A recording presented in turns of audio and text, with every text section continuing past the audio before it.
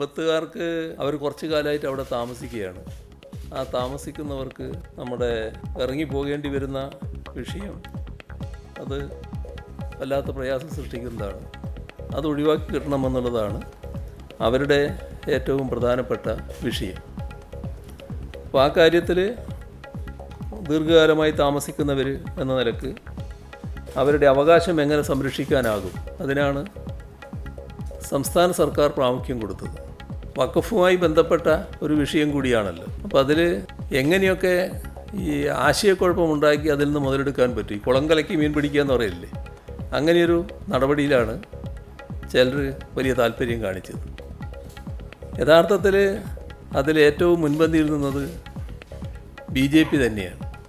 സംഘപരിവാറിൻ്റെ അജണ്ട എന്ന നിലക്കാണ് ആ കാര്യങ്ങൾ വന്നത്. ഇപ്പോൾ വഖഫ് നിയമഭേദഗതി ബിൽ മുനിയം വിഷയത്തിൻ്റെ ശാശ്വത പരിഹാരം എന്ന് പറഞ്ഞുകൊണ്ടുള്ള പ്രചരണം ചിലരൊക്കെ അഴിച്ചുവിട്ടു. അപ്പോൾ അത് പൂർണ്ണ തട്ടിപ്പാണ് എന്നാണ് ഇപ്പോൾ വ്യക്തമായത്. കേന്ദ്രമന്ത്രി കിരൺ റിജിജുവിന് മുനമ്പത്ത് വന്ന് സത്യം പറയേണ്ടി വന്നു. പ്രശ്നത്തിന് ശാശ്വത പരിഹാരമെന്ന വലിയ പ്രതീക്ഷ കൊടുത്തവരെ മുനമ്പത്തുകാർ വിശ്വസിച്ചു. ഇപ്പോൾ എല്ലാവർക്കും കാര്യം ബോധ്യമായി. കുളം കലക്കി മീൻ പിടിക്കുന്നവരാണ് BJPക്കാരെന്ന് ബോധ്യമായെന്ന് മുഖ്യമന്ത്രി പിണറായി പറഞ്ഞു. BJP കൊടുത്ത ഉറപ്പുകൾ തട്ടിപ്പായിരുന്നു. BJPക്കും സഹായകരമായ കബളിപ്പിക്കലാണ് കേരളത്തിലെ പ്രതിപക്ഷം നടത്തുന്നത്. പുതിയ വഖഫ് നിയമത്തിൻ്റെ ഏതു ചട്ടമാണ് മുനമ്പത്തിന് ഗുണകരമായതെന്ന് ആരെങ്കിലും പറഞ്ഞോ എന്ന് മുഖ്യമന്ത്രി വാർത്താസമ്മേളനത്തിൽ ചോദിച്ചു. തളിപ്പറമ്പ് സർ സെയ്ദ് കോളേജ് വിഷയം ചൂണ്ടിക്കാട്ടി വഖഫിലെ ലീഗിൻ്റെ ഇരട്ടത്താപ്പ് എങ്ങനെയാണെന്നും വിശദീകരിച്ചു. ഇതിന് മറുപടി പറയാൻ ലീഗ് നേതാക്കൾ ബാധ്യസ്ഥരായി. EDയും കേന്ദ്ര ഏജൻസികളും സോണിയയെയും രാഹുലിനെയും പ്രതിയാക്കിയാൽ രാഷ്ട്രീയ പ്രേരിതമെന്നാരോപിച്ച് സമരം ചെയ്യുന്ന കോൺഗ്രസിനെയും മറ്റു പ്രതിപക്ഷ പാർട്ടികൾക്ക് നേരെ തിരിഞ്ഞാൽ ഏജൻസികൾക്കൊപ്പവും നിൽക്കുന്ന കോൺഗ്രസിനെയും CM തുറന്നുകാട്ടി. കുളം കലക്കി മീൻപിടുത്തക്കാരായി മാറുന്ന നേതാക്കളെയും രാഷ്ട്രീയ മുതലെടുപ്പിൻ്റെ നേതൃമുഖങ്ങളെയുമാണ് മുഖ്യമന്ത്രി വാർത്താസമ്മേളനത്തിൽ വിമർശിച്ചത്. SFIO കളികൾക്ക് ഹൈക്കോടതി കടിഞ്ഞാണിട്ടത് പല മാധ്യമ സാന്നിധ്യങ്ങളെയും നിരാശരാക്കിയതും വാർത്താസമ്മേളനത്തിൽ കാണാനിടയായി. ഇന്ന് ഈ ചർച്ചയിൽ പങ്കെടുക്കുന്നത് advocate K. Anilkumar CPIM, Roni K. Baby Congress, Jacob George മാധ്യമപ്രവർത്തകൻ. കോൺഗ്രസ് വക്താവ് ശ്രീ റോണി K. ബേബിയിലേക്കാണ് ഞാൻ ആദ്യം പോകുന്നത്. ശ്രീ റോണി K. ബേബി, ഇന്ന് മുഖ്യമന്ത്രി വാർത്താ സമ്മേളനത്തിൽ ലഹരിക്കെതിരായ നാടിൻ്റെ പോരാട്ടത്തെ സംബന്ധിച്ചെടുത്ത നടപടിക്രമങ്ങളൊക്കെ വിശദീകരിച്ച് മുന്നോട്ട് പോകുന്ന കാര്യങ്ങൾ കഴിഞ്ഞ ആഴ്ചയും ഈ ആഴ്ചയും വിശദീകരിച്ചു. അതിൻ്റെ തുടർച്ചയിലാണ് മാധ്യമപ്രവർത്തകരുടെ ഭാഗത്തു നിന്ന് ചോദ്യങ്ങളുണ്ടായത്. ആ ചോദ്യത്തിലാണ് ആദ്യം തന്നെ വന്ന ചോദ്യത്തിൽ നിന്നടക്കം മുഖ്യമന്ത്രി വളരെ വിശദമായി മുനമ്പവുമായി ബന്ധപ്പെട്ട് വിശദീകരിക്കുകയുണ്ടായി. ആ വിശദീകരണം യഥാർത്ഥത്തിൽ BJPയുടെ ഈ കുളങ്കലക്കി രാഷ്ട്രീയത്തെ തുറന്നു കാട്ടുന്നതായില്ലേ? അതായത് ശാശ്വത പരിഹാരം എന്നൊരു വലിയ മോഹന വാഗ്ദാനം കൊടുക്കുന്നു, സ്വാഭാവികമായും വിശ്വസിക്കുന്നു. മുഖ്യമന്ത്രി പറഞ്ഞത് ഇപ്പോൾ CNR കമ്മീഷനെ മുന്നോട്ട് വെച്ചു. ആ പശ്ചാത്തലത്തിൽ തന്നെ അന്ന് അവരോട് അഭ്യർത്ഥിച്ചിരുന്നു സമരം അവസാനിപ്പിക്കണം, ആ പ്രവർത്തനമൊക്കെ വിലയിരുത്തി മുന്നോട്ട് പോകൂ എന്ന് പറഞ്ഞിട്ട് അത് കേട്ടില്ല. കാരണം അതിനപ്പുറം ചില പ്രതീക്ഷകൾ ചിലർ നൽകിയതുകൊണ്ടാണ് സ്വാഭാവികമായി അത് സംഭവിച്ചത്. അതെന്താണെന്ന് നമുക്കൊക്കെ മനസ്സിലായി. കേന്ദ്രം ഭരിക്കുന്ന പാർട്ടിയുടെ വക്താക്കൾ അവിടേക്ക് പോകുന്നു, അവർ കൊടുക്കുന്ന വാഗ്ദാനങ്ങളുണ്ട്, അതിലെന്തെങ്കിലും നേട്ടമുണ്ടാകും എന്ന് സ്വാഭാവികമായും കരുതും, വിശ്വസിക്കും. പക്ഷേ ആ വിശ്വാസം എന്നുള്ളത് ആശയക്കുഴപ്പമുണ്ടാക്കലാണ്, വർഗീയമായി ചേരിതിരിക്കലാണ്, വെറുപ്പും വിദ്വേഷവും സൃഷ്ടിക്കലാണ്. അതുപോലെ ഭൂരിപക്ഷ വർഗീയതയ്ക്ക് ആവേശം പകരുന്ന വിധത്തിലുള്ള ഇടപെടൽ മാത്രമായിരുന്നു BJP നടത്തിയത്. അങ്ങനെ ഒരു പൂർണ്ണ തട്ടിപ്പാണ് നടത്തിയത് എന്ന് മുഖ്യമന്ത്രി ഇന്ന് വാർത്താ സമ്മേളനത്തിൽ പറഞ്ഞത് ശരിവെക്കുകയാണോ, അംഗീകരിക്കുകയാണോ, സമ്മതിക്കുകയാണോ, പിന്തുണയ്ക്കുകയാണോ പ്രതിപക്ഷം? മുനമ്പം വിഷയത്തിൽ BJPയുടെ കുളങ്കലക്കൽ രാഷ്ട്രീയത്തിനെതിരെ കേരളത്തിലെ ബഹുമാനപ്പെട്ട മുഖ്യമന്ത്രി ശ്രീ പിണറായി വിജയൻ ഇപ്പോഴെങ്കിലും പറഞ്ഞതിൽ ഞങ്ങൾക്ക് സന്തോഷമുണ്ട്. ഈ മുനമ്പം വിഷയം ചർച്ചയായ അന്നു മുതൽ ഞങ്ങൾ പറഞ്ഞുകൊണ്ടിരുന്ന കാര്യം, കോൺഗ്രസ് പറഞ്ഞുകൊണ്ടിരുന്ന കാര്യം, ബഹുമാനപ്പെട്ട പ്രതിപക്ഷ നേതാവ് ഉൾപ്പെടെ പറഞ്ഞുകൊണ്ടിരുന്ന കാര്യം ഇത് തന്നെയായിരുന്നു. അന്ന് ഞങ്ങൾ പറഞ്ഞ ഒരു കാര്യം കൂടിയുണ്ട്, അത് ഇപ്പോൾ ശരിയായി മാറിയിരിക്കുക. BJPക്ക് ആരാണ് ഈ കുളങ്കലക്കൽ രാഷ്ട്രീയത്തിന് സഹായം ചെയ്തു കൊടുക്കുന്നത്? അതുകൂടി ഇവിടെ കേരളം ചർച്ച ചെയ്യേണ്ടതുണ്ടല്ലോ. ഇപ്പോൾ ഒരു 10-11 മാസം കഴിഞ്ഞപ്പോൾ പ്രതിപക്ഷം എന്താണോ പറഞ്ഞത് അതിനെ ഇന്ന് ബഹുമാനപ്പെട്ട മുഖ്യമന്ത്രിയും BJPയുടെ ഒക്കെ മറ്റു നേതാക്കൾ രഹസ്യമായിട്ടും ഒക്കെ സമ്മതിക്കുമ്പോൾ കഴിഞ്ഞ 10 മാസം കൊണ്ട് ഈ മതേതര കേരളത്തിന് ഉണ്ടായ പരിക്ക്, വളരെ ഗുരുതരമായിട്ടുള്ള പരിക്ക്, ഇവിടെ ഈ സംഘപരിവാറിന്, BJPക്ക്, RSSന് ഇങ്ങനെ ഒരു മുതലെടുപ്പിനുള്ള അവസരം ഉണ്ടാക്കി കൊടുത്തത്, അത് എന്താണെന്ന് കൂടി നമ്മൾ ചർച്ച ചെയ്യണം. കാരണം കഴിഞ്ഞ ഓഗസ്റ്റ് തൊട്ടാണ് ഇവിടെ വളരെ സംഘടിതമായിട്ടുള്ള ഒരു അജണ്ട, വഖഫ് നിയമ ഭേദഗതിയുടെ മറ പറ്റിക്കൊണ്ട് കേരളത്തില് ഇവിടെ വലിയ ഒരു ഭീകരമായിട്ടുള്ള ഒരു സാഹചര്യം, കേരളത്തിന്റെ സാമുദായിക ഐക്യവും സൗഹാർദ്ദവും ഒക്കെ തകർക്കുന്നതിന് വേണ്ടിയിട്ടുള്ള വലിയ പ്രചരണം ഉണ്ടായത്. പക്ഷെ ആ പ്രചരണത്തിന് പലതവണയും പല സമയത്തും ഇവിടുത്തെ സർക്കാർ ഒത്താശ ചെയ്യുകയാണ് എന്നുകൂടി പറഞ്ഞാൽ ഇതിനകത്ത് തെറ്റ് പറയാനായിട്ട് കഴിയില്ല. പ്രത്യേകിച്ച് കഴിഞ്ഞ ഈ വയനാട് ഉപതെരഞ്ഞെടുപ്പിന്റെ സമയത്ത്, അല്ലെ ചേലക്കര പാലക്കാട് തെരഞ്ഞെടുപ്പിന്റെ സമയത്ത്, കൃത്യമായി തെരഞ്ഞെടുപ്പിന് 3 ദിവസം മുന്നേ ഈ വഖഫിന്റെ നോട്ടീസ് അയച്ച ആ വഖഫ് ബോർഡിനെതിരെ ഒരു വാണിംഗ് എങ്കിലും, അല്ലെങ്കിൽ ഇങ്ങനെ ചെയ്താൽ നിങ്ങൾ അതിന്റെ ഭവിഷ്യത്ത് അനുഭവിക്കും, അല്ലെങ്കിൽ ആ വഖഫ് ബോർഡിനോട് ഒരു വിശദീകരണം നിങ്ങൾ ചോദിക്കുവാനായിട്ട് ഇവിടെ ബഹുമാനപ്പെട്ട സംസ്ഥാന സർക്കാർ തയ്യാറായോ? ആ കർണാടകയിൽ നോക്ക്, കർണാടകയില് അവിടെ 3 സീറ്റിലേക്ക് ബൈ ഇലക്ഷൻ നടന്നു, നമ്മുടെ വയനാട് തെരഞ്ഞെടുപ്പിനൊപ്പം. അവിടെ ആ സമയത്ത് കുത്തിത്തിരിപ്പ് രാഷ്ട്രീയമായി വന്ന വഖഫ് ബോർഡിലെ നേരത്തെ ബി ജെ പി ഗവൺമെന്റ് വെച്ചിരുന്ന 1-2 ഉദ്യോഗസ്ഥന്മാർ, അവർക്കെതിരെ സിദ്ധാരാമയ്യ കൃത്യമായി പറഞ്ഞു, ഇനി ഒരാളെങ്കിലും ഒരു കടലാസെങ്കിലും ഇഷ്യൂ ചെയ്തിട്ടുണ്ടെങ്കിൽ ആ കസാരയിൽ ഉണ്ടാവില്ല. പക്ഷെ ഈ 10 മാസമായി ഞാനൊരു കാര്യം ചോദിക്കട്ടെ, ഈ വഖഫ് ബോർഡ് ഇവിടെ ഇപ്പോൾ പറയുന്നത്, ഇവിടെ ഇപ്പോൾ ബഹുമാനപ്പെട്ട മുഖ്യമന്ത്രി പ്രതിപക്ഷ നേതാവിനെതിരെ പറയുന്നു, കോൺഗ്രസിനെതിരെ പറയുന്നു. ഇതിനകത്ത് എന്താ ഞങ്ങൾ ചെയ്തത്? ഞങ്ങൾ ഇതിനകത്ത് വസ്തുതകൾ തുറന്നു കാണിക്കുകയല്ല ചെയ്തത്. ഈ കഴിഞ്ഞ ദിവസം തന്നെ നമുക്കിപ്പം ഇതിന്റെ ഈ മുൻപ് വിഷയവുമായി ബന്ധപ്പെട്ട കാര്യങ്ങളൊക്കെ വളരെ സാഹൂതം നിരീക്ഷിക്കുന്ന ആളുകൾക്കറിയാം. വഖഫ് ട്രൈബ്യൂണലിൽ വളരെ വേഗം ഇപ്പോൾ കേസ് മുന്നോട്ട് പോവുകയാണ്. ആ വഖഫ് ട്രൈബ്യൂണലിൽ ഭൂമി കൊടുത്തവരെ, ആ സിദ്ദിഖ് സേഠിന്റെ അനന്തരാവകാശികൾ, അവർ പറയുന്നു ഇത് വഖഫ് ഭൂമിയല്ല. ഭൂമി വാങ്ങിയ ഫറൂഖ് കോളേജ് പറയുന്നു ഇത് വഖഫ് ഭൂമിയല്ല. ആ കേസിൽ കക്ഷി നേരാൻ വേണ്ടി വഖഫ് ബോർഡ് എന്നപ്പോൾ ട്രൈബ്യൂണൽ പറഞ്ഞു നിങ്ങൾ ഇങ്ങോട്ട് വരണ്ട. എന്നിട്ട് ഈ മെയ് 19-ാം തീയതിക്കകം ഈ ട്രൈബ്യൂണലിന്റെ കാലാവധി തീരാൻ പോവുകയാണ്, അവർ വിധി പറയാൻ പോകുന്നു എന്ന് മനസ്സിലായപ്പോൾ ഈ വഖഫ് ബോർഡിനെ കൊണ്ട് ഹൈക്കോടതിയിൽ കൊണ്ടുപോയി സ്റ്റേ മേടിപ്പിച്ചതാരാ? ഇപ്പോൾ അവിടെയൊന്നും ഈ സംസ്ഥാന സർക്കാരിന് ഒരു ഉത്തരവാദിത്വമില്ല. അതിന്റെ പ്രതിപക്ഷ നേതാവ് ചൂണ്ടിക്കാണിച്ചത് ഈ വഖഫ് ബോർഡിനെ കൊണ്ട് ഈ ഘട്ടത്തിൽ, കാരണം നമ്മളെല്ലാം ആഗ്രഹിക്കുന്നുണ്ട്. അല്ല, ഞാൻ റോണി കെ ബേബിയുടെ ശ്രദ്ധയിലേക്ക് അത്രയും പറഞ്ഞതുകൊണ്ടാണ്, പറഞ്ഞതിൽ ഒരു പുതിയ മാറ്ററും കൂടി താങ്കളുടെ ശ്രദ്ധയിലേക്ക് കൊണ്ടുവരേണ്ടതുണ്ട് എന്ന് വിചാരിക്കുന്നു. അതിതാണ് വഖഫ് ബോർഡിൻ്റെ വളരെ പ്രധാനപ്പെട്ട ഒരു വാർത്താക്കുറിപ്പ് ഇന്ന് വന്നിട്ടുണ്ട്. ഇന്നത്തെ തീയതി 16/4/2025. താങ്കൾ ഈ പറഞ്ഞ പ്രതിപക്ഷ നേതാവിൻ്റെ പ്രസ്താവന പ്രതിഷേധാർഹം എന്നാണ് പറഞ്ഞിട്ടുള്ളത്. അതായത് വഖഫ് ബോർഡിൻ്റെ നടപടികളെ ഗൂഢാലോചന എന്ന് വ്യാഖ്യാനിച്ച് നടത്തിയ നിരുത്തരവാദപരമായ പ്രസ്താവന പിൻവലിക്കണം.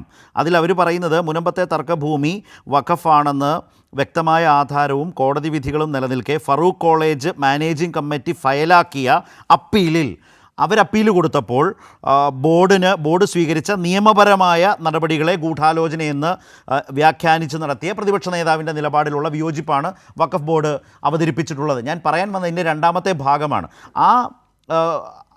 ഈ പറഞ്ഞ പ്രതിഷേധക്കുറിപ്പിൽ ഒപ്പുവെച്ചിരിക്കുന്നത് ആരൊക്കെയാണെന്ന് റോണി കെ ബേബിക്ക് അറിയുമോ? Shri P Ubaidullah MLA. ആരാണ് അദ്ദേഹം? പ്രതിപക്ഷ നേതാവിൻ്റെ ഒപ്പം പ്രതിപക്ഷ ബെഞ്ചിലിരിക്കുന്നയാളല്ലേ പി ഉബൈദുള്ള, ലീഗിൻ്റെ നേതാവ് MLA. അതുപോലെ തന്നെ MC മൈൻ ഹാജി ആരാണ്? മുൻ MLA, ലീഗിൻ്റെ വളരെ പ്രധാനപ്പെട്ട മുൻ MLA അല്ലേ, ലീഗിൻ്റെ വളരെ പ്രധാനപ്പെട്ട ആളല്ലേ. അതുപോലെ തന്നെ അഡ്വക്കേറ്റ് VP സൈനുദ്ദീൻ ആരാണ്? ലീഗ് നേതാവാണ്. ഇനി പറഞ്ഞോളൂ റോണി കെ ബേബി. അപ്പൊ ഈ വഖഫ് ബോർഡിന്റെ ചെയർമാന്റെ കാര്യങ്ങൾ പറഞ്ഞില്ലല്ലോ.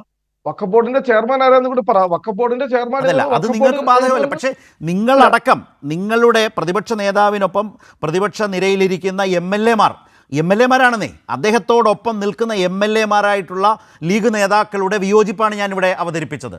അവരുടെ വാർത്താക്കുറിപ്പ് പ്രതിപക്ഷ നേതാവിനെതിരെ ഇറക്കിയിരിക്കുന്നു എന്നാണ് ഞാൻ പറഞ്ഞത്. അല്ല, ഇവിടെ പ്രതിപക്ഷ നേതാവ് അതിന്റെ അകത്ത് ഇപ്പൊ 2-3 MLA-മാര് ലീഗ് MLA, അതിനകത്ത് കോൺഗ്രസ് MLA-മാരൊന്നും ഇല്ലല്ലോ. ഞാനിവിടെ കോൺഗ്രസിന്റെ ഭാഗം പറയാൻ UDF എന്നൊരു മുന്നണിയല്ലേ, രണ്ടാമത്തെ കക്ഷി ലീഗല്ലേ. നിങ്ങളും അവരും തമ്മിൽ എത്ര സീറ്റിന്റെ വ്യത്യാസമുണ്ട്? ആരാണ് മുമ്പിൽ എന്നുള്ള വലിയ തർക്കത്തിലേക്ക് ആ മുന്നണിക്കകത്ത് കോൺഗ്രസും ലീഗും പോകുന്ന നില വരുന്നു. ലീഗിന്റെ സീറ്റ് കൂടുന്നു, അല്ലെങ്കിൽ ലീഗിന് അവരുടെ സീറ്റുകൾ നിലനിർത്താൻ കഴിയുന്നു. കോൺഗ്രസ് MLA-മാരുടെ സീറ്റ് കാലാകാലങ്ങളായി കുറഞ്ഞുകൊണ്ടിരിക്കുന്നു. 60-നപ്പുറം ഉണ്ടായിരുന്ന കോൺഗ്രസ് MLA-മാരുടെ എണ്ണം ഇന്ന് ചുരുങ്ങി എവിടെ എത്തി നിൽക്കുന്നു? അപ്പോൾ അങ്ങനെ റോണി കെ ബേബിക്ക് സൗകര്യപൂർവ്വം പറഞ്ഞു പോകാം. പക്ഷേ വസ്തുതകളും രാഷ്ട്രീയത്തിലെ കണക്കുകളും ആ പറഞ്ഞ നിരുത്തരവാദപരമാണ് റോണി പറയുന്നതെന്ന് പറയേണ്ടി വരും. അങ്ങനെ ലീഗിനെ ഇഗ്നോർ ചെയ്തും ചുരുക്കി കണ്ടും ഈ ചർച്ചയിൽ നിന്ന് രക്ഷപ്പെടാം. വസ്തുത അതല്ല. അല്ല ഞാൻ വളരെ ചർച്ചയിൽ ഇതിനകത്തുണ്ടല്ലോ ഈ വഖഫ് ബോർഡ് വളരെ കുറ്റകരമായ ഒരു കാര്യം ചെയ്തിട്ടുണ്ടെങ്കിൽ അത് കുറ്റം എന്ന് തന്നെ പറയണം. ഇവിടെ പറഞ്ഞല്ലോ നിങ്ങളുടെ MLA-മാർ സമ്മതിക്കുന്നില്ലെന്നേ. പ്രതിപക്ഷത്തെ 2 MLA-മാരും ലീഗിന്റെ അതിലുള്ള പ്രതിനിധികളും അംഗീകരിക്കുന്നില്ല പ്രതിപക്ഷ നേതാവിന്റെ വാദം. അപ്പോഴോ അവിടെ ഏതെങ്കിലും മുസ്ലിം ലീഗ് എന്ന് പറയുന്ന പാർട്ടിയുടെ ഔദ്യോഗിക നിലപാട് പറയട്ടെ. അല്ലെങ്കിൽ ഇവരിത് പറയില്ലല്ലോ. അല്ല, ലീഗ് ഇതിനകത്ത് ഔദ്യോഗിക നിലപാട് വളരെ കൃത്യമായി തന്നെ പാണക്കാട് തങ്ങളും പ്രതിപക്ഷ നേതാവിന് പ്രതിപക്ഷ നിരയിലെ MLA-മാരുടെ വിയോജിപ്പ് ബാധകമാണ്.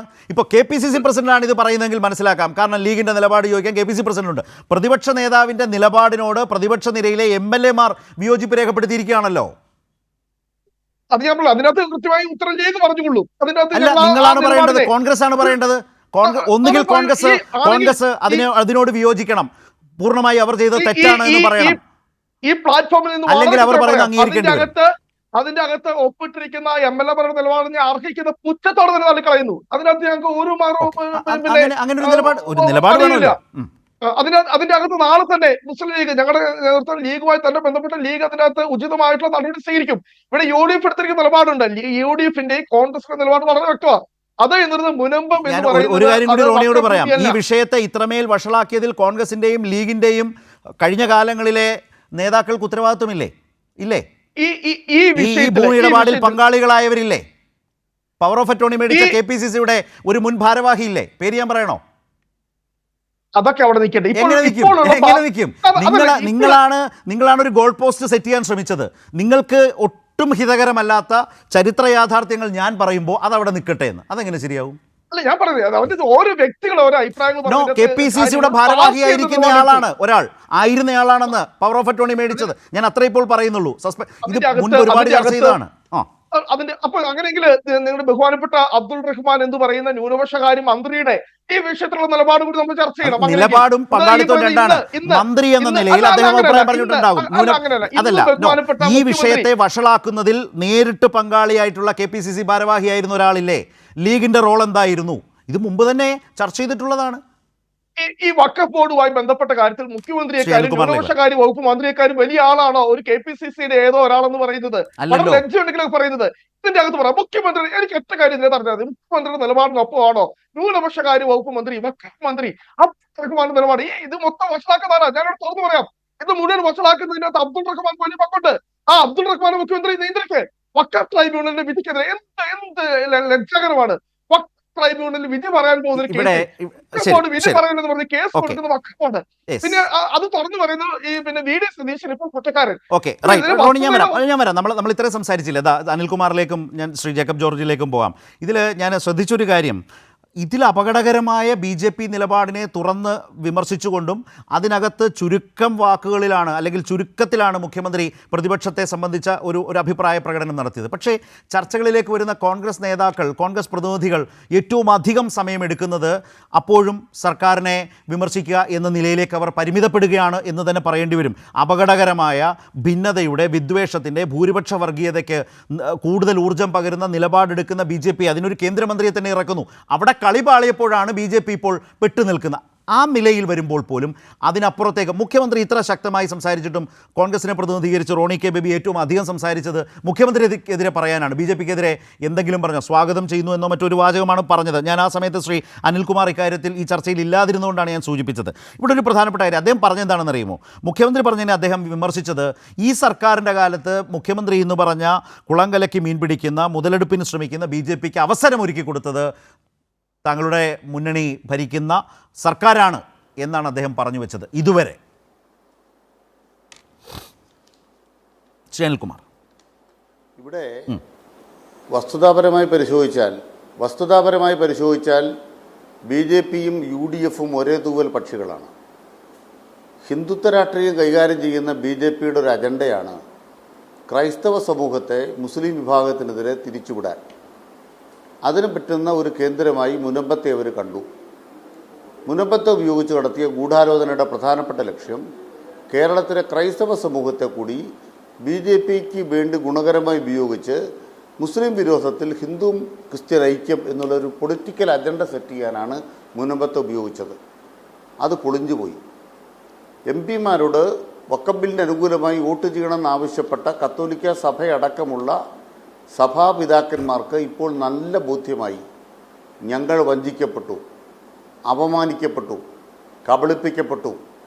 അരമനകളിൽ ഗവർണർമാർ വന്ന്, BJP നേതാക്കന്മാർ വന്ന് തങ്ങളെ പ്രചോദിപ്പിച്ച് ഇപ്രകാരമൊരു നിലപാടിലേക്ക് എത്തിച്ചിട്ടും നിയമം വഞ്ചിക്കുന്ന നിയമമായിരുന്നു എന്ന കാര്യം വ്യക്തമായതോടുകൂടി യഥാർത്ഥത്തിൽ BJP എന്ന് പറയുന്ന രാഷ്ട്രീയ പാർട്ടിയുടെ വേര് പറയുന്ന അവസ്ഥയിലേക്ക് കേരളത്തിൽ പോകാൻ പോവുകയാണ്. കുടിച്ച വെള്ളത്തിൽ വിശ്വസിക്കാൻ പറ്റാത്തൊരു പാർട്ടിയാണ് BJP എന്നതിലേക്ക് എത്തി. രണ്ടാമത്, ഈ വിഷയം പരിഹരിക്കാൻ UDFന് ഒരു പ്രശ്നമുണ്ട്. അതിന് കാരണം എന്താണ്? കോൺഗ്രസ്സിന് ഒരു നിലപാടെടുക്കാനാവില്ല. കോൺഗ്രസ് ഏത് നിലപാടെടുത്താലും ആ നിലപാടിനെ വന്ധ്യംകരിക്കാൻ മുസ്ലിം ലീഗ് എന്നൊരു പാർട്ടി അവിടെയുണ്ട്. അതുകൊണ്ട് സതീശൻ ഇന്ന് പറയുന്നതല്ല നാളെ രാവിലെ പറയാൻ പോകുന്നത്. അതുകൊണ്ട് സതീശൻ പറയുന്നതിന് കാലണയുടെ വിലയില്ല എന്നതാണ് യാഥാർത്ഥ്യം. മുനമ്പത്ത് പോയിട്ട് സതീശൻ പറഞ്ഞു, മുനമ്പത്തെ ഭൂമി വഖഫ് പ്രോപ്പർട്ടി അല്ല. ഒരു തവണ കൂടെ ബഹുമാനപ്പെട്ട VD സതീശൻ അത് പറയുമോ? ഇല്ല. ലീഗ് MLA ബഹുമാനപ്പെട്ട റോണി കെ ബേബി തള്ളി. ഈ ചർച്ച പറഞ്ഞാൽ മതി. മുനമ്പത്തെ ഭൂമി വഖഫ് ഭൂമിയല്ല എന്ന് കോൺഗ്രസിന് അഭിപ്രായം ഉണ്ടോ? ഉണ്ട്. ഇപ്പം അത് വ്യക്തമാക്കാം. അപ്പം ലീഗുകാരതിന് മറുപടി പറഞ്ഞോളൂ. ഞങ്ങൾ പറയുന്നത് മുസ്ലിം ലീഗ് ഉള്ള ഒരു മുന്നണിക്ക് മുനമ്പം പ്രശ്നം പരിഹരിക്കാനാവില്ല. അതിന് കാരണം മുസ്ലിം ലീഗ് എന്ന് പറയുന്ന രാഷ്ട്രീയ പാർട്ടി കൈകാര്യം ചെയ്യുന്ന രാഷ്ട്രീയത്തിൻ്റെ പ്രശ്നമാണ്. അത് മനസ്സിലാക്കണമെന്നുണ്ടെങ്കിൽ ഇതിൻ്റെ ചരിത്രം മനസ്സിലാക്കണം. മുനമ്പത്തെ ഭൂമി യഥാർത്ഥത്തിൽ അവിടുത്തെ സാധാരണക്കാരായ 610 പേരുടെ പേരിൽ ആധാരം എഴുതി നൽകിയത് KPCC സെക്രട്ടറിയായ ശ്രീ ജോൺ മുക്തിയാറുകാരനായി നിന്നുകൊണ്ടാണ്. ആ പേര് മറന്നു പോകരുത്. KPCC സെക്രട്ടറി ആയിരുന്നു അദ്ദേഹം. ഫറൂഖ് കോളേജിന് വേണ്ടി പണം പറ്റിയത് ശ്രീ ജോണാണ്. ആ പാപത്തിൽ നിന്നും കോൺഗ്രസ്സിന് കൈയൊഴിയാൻ പറ്റുമോ? എന്നിട്ട് എന്ത് സംഭവിച്ചു? നീണ്ട 65 കൊല്ലങ്ങൾക്ക് ശേഷം ആ വസ്തു വഖഫ് ഭൂമിയാണ് എന്ന പ്രഖ്യാപനം നടത്തിയതാരാണ്? നടത്തിയത് മറ്റാരുമല്ല, ബഹുമാനപ്പെട്ട ഉമ്മൻചാണ്ടി സർക്കാർ നിയോഗിച്ചിട്ടുള്ള അന്നത്തെ റഷീദ് അലി തങ്ങളെന്ന് പറയുന്ന പാണക്കാട് തങ്ങൾ കുടുംബത്തിലെ തങ്ങൾ കൂടി ഉൾക്കൊള്ളുന്ന ഒരു വഖഫ് ട്രിബ്യൂണൽ, വഖഫ് ബോർഡ്. അത്തരമൊരു തീരുമാനം അവിടെ കിടക്കുന്നിടത്തോളം കാലം നിങ്ങൾക്ക് എങ്ങനെയാണ് മറിച്ചൊരു തീരുമാനം ആർക്കെങ്കിലും ഇപ്പോൾ പറയാൻ പറ്റുന്നത്? ആ വിധി അവിടെ നിൽക്കുകയല്ലേ? ആ വിധി അസ്ഥിരപ്പെടുത്തിയിട്ടുണ്ടോ? ആ വിധിക്ക് മേലെയുള്ള നിയമ നടപടികൾ നടക്കുകയാണ്. ആ നിയമ നടപടികൾ നടക്കുമ്പോൾ 2 ഭാഗങ്ങൾ അതിലുണ്ട്. ഒരു ഭാഗം ഫറൂഖ് കോളേജിൻ്റെ വാദമാണ്. ഫറൂഖ് കോളേജുകാർ പറയുന്നത് ഞങ്ങൾ ട്രസ്റ്റാണ്, വഖഫ് ഭൂമി അല്ല, അതുകൊണ്ട് ഞങ്ങൾ വിലയ്ക്ക് വിറ്റു. പക്ഷെ വഖഫ് ബോർഡിൻ്റെ വിധി വഖഫ് ഭൂമിയാണ് എന്നാണ്. രണ്ടാമത്തെ ഭാഗം എന്താണ്? അന്തരിച്ചു പോയ ഈ വഖഫ് പ്രോപ്പർട്ടി ഉണ്ടാക്കിയ അദ്ദേഹത്തിൻ്റെ കുടുംബാംഗങ്ങൾ, ഇപ്പോഴത്തെ കുടുംബാംഗങ്ങൾ പറയുകയാണ് ഇത് വഖഫ് ഭൂമി അല്ലെങ്കിൽ ഈ ഭൂമി ഞങ്ങൾക്ക് തിരിച്ചു കിട്ടണം. അപ്പോൾ ഫലത്തിൽ എന്ത് സംഭവിക്കും? വഖഫ് ഭൂമി അല്ലെങ്കിൽ അത് ഈ വഖഫ് പ്രോപ്പർട്ടിയാക്കി മാറ്റിയ അദ്ദേഹത്തിൻ്റെ കുടുംബാംഗങ്ങൾക്ക് തിരിച്ചു പോകും. വഖഫ് ഭൂമിയാണെങ്കിൽ മുനമ്പക്കാർക്ക് കിട്ടില്ല. ഇവിടെയാണ് സംസ്ഥാന സർക്കാർ ഫലപ്രദമായി ഇടപെടാൻ ആഗ്രഹിക്കുന്നത്. വഖഫ് ബോർഡ് കഴിഞ്ഞാൽ വഖഫ് ട്രിബ്യൂണലുണ്ട്. ട്രിബ്യൂണലിന് ശേഷം സംസ്ഥാന സർക്കാരിന് ഇത്തരം കാര്യങ്ങൾ പരിഹരിക്കാനുള്ള അധികാരം നിയമത്തിലുണ്ട്. ആ നിയമപ്രകാരം എല്ലാവരെയും ഉൾക്കൊണ്ടുകൊണ്ട് മറ്റ് വ്യവഹാരങ്ങളില്ലാതെ തീർക്കാനുള്ള വഴി തേടാനാണ് CN രാമേന്ദ്രൻ നായർ കമ്മീഷനെ വെച്ചത്. അത് ശാന്തമാക്കാനാണ്, BJP മുതലെടുക്കാതിരിക്കാനാണ്, എല്ലാവരുമായി എൻഗേജ് ചെയ്യാനാണ്. ഈ അവസരത്തിൽ കേരളത്തിലെ പ്രതിപക്ഷം എന്താ നിലപാട് സ്വീകരിച്ചത്? പക്ഷേ ശ്രീ അനിൽകുമാർ ഇത്രയും പറഞ്ഞതുകൊണ്ട് ഒരു കാര്യം കൂടി ചോദിച്ചോളട്ടെ. ഇത്ര വലിയ താങ്കളത് വളരെ വളരെ വ്യക്തമായി അതിൻ്റെ ഒരു നിയമ വഴികളും തർക്കങ്ങളും കോടതിയിൽ നിൽക്കുന്നതും ട്രിബ്യൂണലിന് മുമ്പിൽ നിൽക്കുന്നതും എല്ലാം പറഞ്ഞു വെച്ചു. അതിലെന്തെങ്കിലും കൂട്ടിച്ചേർക്കാനുണ്ടെങ്കിൽ പിന്നാലെ റോണി കെ ബേബി ചെയ്തോട്ടെ. പക്ഷേ കേൾക്കുന്നവർക്ക് അതേ സംബന്ധിച്ച് ആ ഒരു നാൾ വഴി മനസ്സിലാകുന്നത്. പക്ഷേ അപ്പോഴാണ് പ്രതിപക്ഷ നേതാവ് പറഞ്ഞ വളരെ സുപ്രധാനമായൊരു കാര്യം ഓർമ്മ വന്നത്. പക്ഷേ ഇതൊരു 10 മിനിറ്റ് കൊണ്ട് പരിഹരിക്കാമെന്നല്ലേ അദ്ദേഹം പറയുന്നത്? അങ്ങനെ വഖഫ് ഭൂമിയല്ല എന്ന് പറഞ്ഞതോടുകൂടി മുനമ്പത്തെ സമരക്കാർ പ്രതിപക്ഷ നേതാവിനെ തള്ളിക്കളഞ്ഞു. അദ്ദേഹം പറയുന്നു 10 മിനിറ്റ് കൊണ്ട് ഇത് പരിഹരിക്കാം. ഇത്ര സങ്കീർണമായൊരു നിയമപ്രശ്നം കേന്ദ്രമന്ത്രി തന്നെ പറയുന്നു സുപ്രീം കോടതിയിൽ നിങ്ങൾ പൊക്കോളൂ, നിയമ പോരാട്ടം ശക്തമാക്കൂ, ഇപ്പോൾ കൊണ്ടുവന്ന പുതിയ നിയമം കൊണ്ട് മാത്രം രക്ഷയില്ല എന്ന് അദ്ദേഹത്തിന് മുനമ്പത്ത് പറയുന്നുണ്ട്. അപ്പോഴും പ്രതിപക്ഷ നേതാവ് പറയുന്നതാ 10 മിനിറ്റ് കൊണ്ട് പരിഹരിക്കാം എന്നല്ലേ?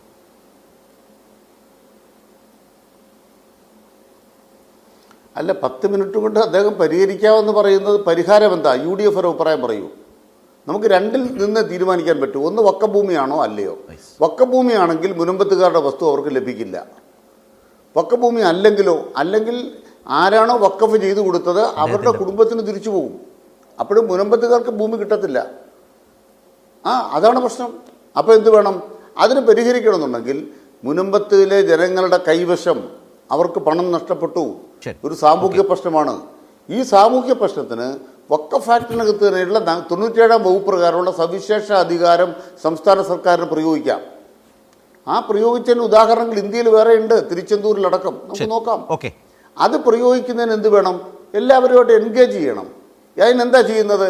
പ്രതിപക്ഷ നേതാവ് എന്ത് ചെയ്തു? ഹൈക്കോടതിയിൽ ഒരു സ്റ്റേ താൽക്കാലികമായി കിട്ടിയപ്പോൾ അതിൻ്റെ പേരിൽ മുഖ്യമന്ത്രി ആക്രമിച്ചു. ഞങ്ങൾ നീട്ടിക്കൊണ്ടു പോവുകയാണ്, വലിച്ചു നീട്ടുകയാണ്, കേരള സർക്കാർ വലിച്ചു നീട്ടുകയാണ്. അത് BJPയെ സഹായിക്കാനാണ്. BJPക്കെതിരെ നെഞ്ചുകീടി യുദ്ധം ചെയ്യുകയാണ്. ശരത്ത്, ഒരു വാക്കൂടെ പറയാം. ഇപ്പോൾ ബഹുമാനപ്പെട്ട സുപ്രീം കോടതിയിൽ ഈ വാദങ്ങളിലേക്ക് കടന്നിരിക്കുന്നു. അതിലെ ക്രക്സ് എന്താണെന്നും കൂടെ ശ്രദ്ധിക്കുക. ഒറ്റ പോയിന്റേ ഉള്ളൂ. എന്താ സുപ്രീം കോടതി പറഞ്ഞത്? ഇന്നേ വരെയുള്ള വഖഫ് പ്രോപ്പർട്ടിയുമായി ബന്ധപ്പെട്ട് വഖഫാണോ അല്ലയോ എന്നുള്ള കാര്യത്തിൽ തീരുമാനമെടുക്കുന്നത് ലീഗൽ പ്രോസസ് ഉണ്ട്, ഡ്യൂ പ്രോസസ് ഓഫ് ലോ. അത് ഭരണഘടന പറയുന്നതാണ്. ആ ഡ്യൂസ് പ്രോസസ് ഓഫ് ലോയുടെക്ക് പകരം കലക്ടറെ അവിടെ കൊണ്ട് വെക്കുന്നത് ഇന്ത്യൻ ഭരണഘടനയ്ക്കെതിരാണ്. ഇതാണ് ഇന്നത്തെ വാദത്തിലെ നമ്പർ 1 പോയിന്റ്. കോടതി ചൂണ്ടിക്കാണിച്ചു. ഒരു ജുഡീഷ്യൽ അധികാരത്തിൻ്റെ സ്ഥാനത്ത് എങ്ങനെയാണ് എക്സിക്യൂട്ടീവ് മജിസ്ട്രേറ്റ് നിങ്ങൾ വെക്കുക? അങ്ങനൊരു നിയമനിർമ്മാണം സാധ്യമാണോ? ഇതാണ് കോടതി പരിശോധിക്കാൻ പോകുന്നത്. അപ്പോൾ BJP പാസാക്കിയ നിയമം എന്നൊക്കെ പറയുന്നത് ആയുസുണ്ട കാര്യമല്ല എന്നതിലേക്കാണ് സുപ്രീം കോടതി ഇന്നത്തെ ഒബ്സർവേഷൻ വന്നിരിക്കുന്നത്. 2, ഇത്തരം ഈ നിയമത്തിൻ്റെ ഉദ്ദേശം തന്നെ എന്താണ്? ഇന്ത്യ രാജ്യത്തെ എല്ലാ വക്കഭൂമികളും തർക്കഭൂമിയാക്കുക. ബാബറി മസ്ജിദ് തർക്കഭൂമിയാക്കിയതുപോലെ തർക്കഭൂമിയാക്കുക. അതും കോടതി പൊളിച്ചടുക്കി. നോൺ മുസ്ലിം ആയിട്ടുള്ള ആളുകൾ അതിൽ വരുമ്പോൾ ഔപചാരികമായ അംഗങ്ങളാകുന്നതിന് കുഴപ്പമില്ല, ഔദ്യോഗിക അംഗങ്ങൾ അല്ലാത്ത ഒരാൾ പോലും ആകുന്നതിന് എന്ത് ന്യായം എന്ന് ചോദിക്കുന്നതിലൂടെ വ്യക്തമാണ് BJPയും തുറന്നു കാട്ടപ്പെടുകയാണ്. റൈറ്റ്. അത്തരമൊരു രാജ്യത്തെ ഒരു പൊതു സാഹചര്യത്തിൽ നിന്നുകൊണ്ടാണ് ശാന്തമായി മറ്റ് അപകടങ്ങളില്ലാതെ മുനമ്പത്തെ ഈ പ്രശ്നം പരിഹരിക്കണം എന്ന് നാടും സംസ്ഥാനവും സർക്കാരും ആഗ്രഹിക്കുന്നത് എന്നുള്ളത് കേരളത്തെ സംബന്ധിച്ച് വലിയ നിലയിൽ ആശ്വാസം പകരുന്നത് തന്നെയാണ്. യാതൊരു സംശയമില്ല. അതൊരു തർക്ക വിഷയമാക്കേണ്ട കാര്യമേ അല്ല. അതിൽ രാഷ്ട്രീയമായി ഭിന്നാഭിപ്രായങ്ങളിൽ നിന്ന് പറയാം. പക്ഷേ കേരളം അതിൽ ഇക്കാര്യത്തിൽ എടുക്കുന്ന കാഴ്ചപ്പാടാണ് ശരി എന്ന് നാൾക്ക് നാൾ നമ്മൾക്ക് ബോധ്യപ്പെടുന്നു എന്നുള്ളതാണ്. ഇന്നത്തെ സുപ്രീം കോടതി നടപടികൾ നോക്കിയാൽ, ഈ നിയമം കൊണ്ടുവന്ന കേന്ദ്രമന്ത്രി തന്നെ മുനമ്പത്ത് വന്ന് പറഞ്ഞത് നോക്കിയാൽ, ഞാൻ ഇതുമായി ബന്ധപ്പെട്ട് മാത്രമല്ല ഇതിൻ്റെ ഒരു രാഷ്ട്രീയ വശമാണ് ശ്രീ ജേക്കബ് ജോർജിനോട് ചോദിക്കാൻ ആഗ്രഹിക്കുന്നത്. മാത്രമല്ല മറ്റു ചില വിഷയങ്ങൾ കൂടി നമുക്ക് ചുരുക്കത്തിലൊന്ന് ചർച്ച ചെയ്ത് പോകേണ്ടതുകൂടിയുണ്ട്. അതായത് ജേക്കബ് ജോർജ്, ഇന്നിപ്പോൾ സീറോ മലബാർ സഭ വളരെ പരസ്യമായി പറഞ്ഞു വലിയ നിരാശയാണ് കേന്ദ്രമന്ത്രി വന്നതിലൂടെ സംഭവിച്ചത്. വലിയ പ്രതീക്ഷ തന്നു, BJP നേതാക്കൾ ഉറപ്പ് തന്നു, മന്ത്രി വരുന്നതോടുകൂടി ചില പ്രഖ്യാപനങ്ങൾ ഉണ്ടാകുമായിരുന്നു. ഇന്നലെ അത് പറഞ്ഞവരെ സംശയത്തിൻ്റെ നിഴലിൽ നിർത്താൻ, വൈദികരെ അടക്കം സംശയത്തിൻ്റെ നിഴലിൽ നിർത്താൻ അവർ ഈ സമരസമിതിയുമായിട്ട് നേരിട്ടുള്ളവരൊന്നും അല്ല എന്നൊക്കെ ചർച്ചയിൽ വന്നു പറയാൻ ശ്രദ്ധിച്ചവരൊക്കെ ഉണ്ട്. പക്ഷേ ഇന്ന് സീറോ മലബാർ സഭ വക്താവായിട്ടുള്ള വൈദികൻ തന്നെ വളരെ ശക്തമായി പറഞ്ഞു അങ്ങേയറ്റം നിരാശാജനകമാണ് സാഹചര്യം എന്ന് പറഞ്ഞു. യഥാർത്ഥത്തിൽ ആ BJP പൊളിറ്റിക്സാണ് ഞാൻ താങ്കളോട് ചോദിക്കുന്നത്. കേന്ദ്രമന്ത്രിയെ കൊണ്ടുവന്ന് ഇപ്പം ശരിയാക്കി തരാം എന്ന മട്ടിൽ മുന്നോട്ട് പോയ BJP ലീഡർഷിപ്പിൻ്റെ രാഷ്ട്രീയമായ കാഴ്ചപ്പാടുകൾ പൂർണ്ണമായും പൊളിയുകയും വലിയ പരാജയത്തിൽ പോവുകയും മുനമ്പത്തെ സംബന്ധിച്ച അവരുടെ ഓഫറുകൾ അത് ശരിയാവണ്ണമുള്ളതല്ല എന്ന് കുറേയൊക്കെ ശക്തമായി നാടിന് ബോധ്യപ്പെടുന്നതിനും ഇടവരുത്തിയോ? ആ BJPയുടെ രാഷ്ട്രീയമാണോ ഇന്നലെ പാളിപ്പോയത്? നേരത്തെ BJPക്ക് ഇത്തരം കാര്യങ്ങളിൽ, അതായത് ഏതെങ്കിലും മതവിഭാഗം, പ്രത്യേകിച്ച് ഇവിടെ ക്രിസ്ത്യൻ വിഭാഗമാണ്, അങ്ങപ്പുറത്തുള്ളത് വഖഫ് ബോർഡ്, അത് മുസ്ലിം ഒരു എൻറ്റിറ്റിയാണ്. അപ്പോഴൊരു മുസ്ലിം എൻറ്റിറ്റിയും ക്രിസ്ത്യൻ സമുദായവും കേരളത്തിലൊരു സംഘർഷത്തിലേക്ക് നീങ്ങുമ്പോൾ BJPക്ക് താല്പര്യമുണ്ട്. ആ താല്പര്യം രാഷ്ട്രീയ താല്പര്യമാണ്. ആ താല്പര്യത്തിന് വേണ്ടിയാണ് അവർ നിന്നത്. നമുക്കറിയാമല്ലോ, കേരളത്തിലൊരു പുതിയ വർഗം കുറേ കാലമായിട്ട് ഉണ്ടായിരിക്കുന്നു. ക്രിസംഗി എന്ന് പറയുന്ന ക്രിസ്ത്യാനികൾ ഒരു സംഘി രീതിയിലേക്ക് മാറുന്നു. ക്രിസംഗികൾ എന്നവർ വിശേഷിക്കപ്പെടുന്നു. അവർ പള്ളികളിൽ അവരുടേതായ ഒരു ക്ലൗട്ട് ഉണ്ടാക്കാൻ നോക്കുന്നു. എന്ന് വെച്ചാൽ BJPയെ ഇങ്ങോട്ട് എഴുന്നള്ളിച്ചു കൊണ്ടുവരാൻ വേണ്ടിയുള്ള ഒരു ഗൂഢമല്ല, പരസ്യമായ ശ്രമമാണ് അതിൻ്റെ പിന്നിൽ. പല പുരോഹിതന്മാരും അതിന് കൂട്ടുനിൽക്കുന്നു. പക്ഷേ പ്രധാനപ്പെട്ട സഭയുടെ മുഖ്യധാര നേതൃത്വം ആ പ്രസ്ഥാനത്തെ പേര് പറഞ്ഞ് തന്നെ എതിർക്കുന്നു. ഇതിനൊന്നും നമ്മുടെ കൂടെ കൂട്ടാൻ കൊള്ളത്തില്ല എന്ന് പറയുന്നത് കത്തോലിക്ക സഭയിലാണ് ഇത് കൂടുതലും ഉള്ളത്, ഒരു പ്രധാനപ്പെട്ട നേതൃത്വം തന്നെയാണ്. അപ്പോൾ അവരുടെ ലക്ഷ്യം എന്ന് പറയുന്നത് കേരളത്തിൽ രാഷ്ട്രീയമായി, ഞാൻ രാഷ്ട്രീയ വശമേ ഞാൻ പറയുന്നുള്ളൂ. ഇപ്പോൾ അനിൽകുമാർ അതിൻ്റെ വിശദീകരിച്ചത് വളരെ ക്രിസ്റ്റൽ ക്ലാരിറ്റിയോടുകൂടി അദ്ദേഹം ആ വിഷയത്തിൻ്റെ ആ അന്തസത്ത വ്യക്തമാക്കി. നമുക്ക് ഞാനതിൻ്റെ രാഷ്ട്രീയ വശത്തിലേക്ക് കടക്കാം. കേരളത്തിൽ ഹിന്ദുക്കളുടെ വോട്ട് പൂർണ്ണമായിട്ട് കിട്ടത്തില്ല എന്ന് അവർക്കറിയാം. ഹിന്ദു വോട്ടിൻ്റെ ഒരു ചെറിയ അംശമേ ബി ജെ പിയുടെ കയ്യിലേക്ക് പോവുള്ളൂ. അതിങ്ങനെ ഏറിയും കുറഞ്ഞും ഇരിക്കും. നമുക്കറിയാമല്ലോ, ഹിന്ദു മുന്നണിയുടെ കാലത്ത്, അതായത് 1985 തുടങ്ങിയതാണ് ഈ ശ്രമം. പക്ഷേ ആ ശ്രമം ഇങ്ങനെ കൂടുന്നുണ്ട്.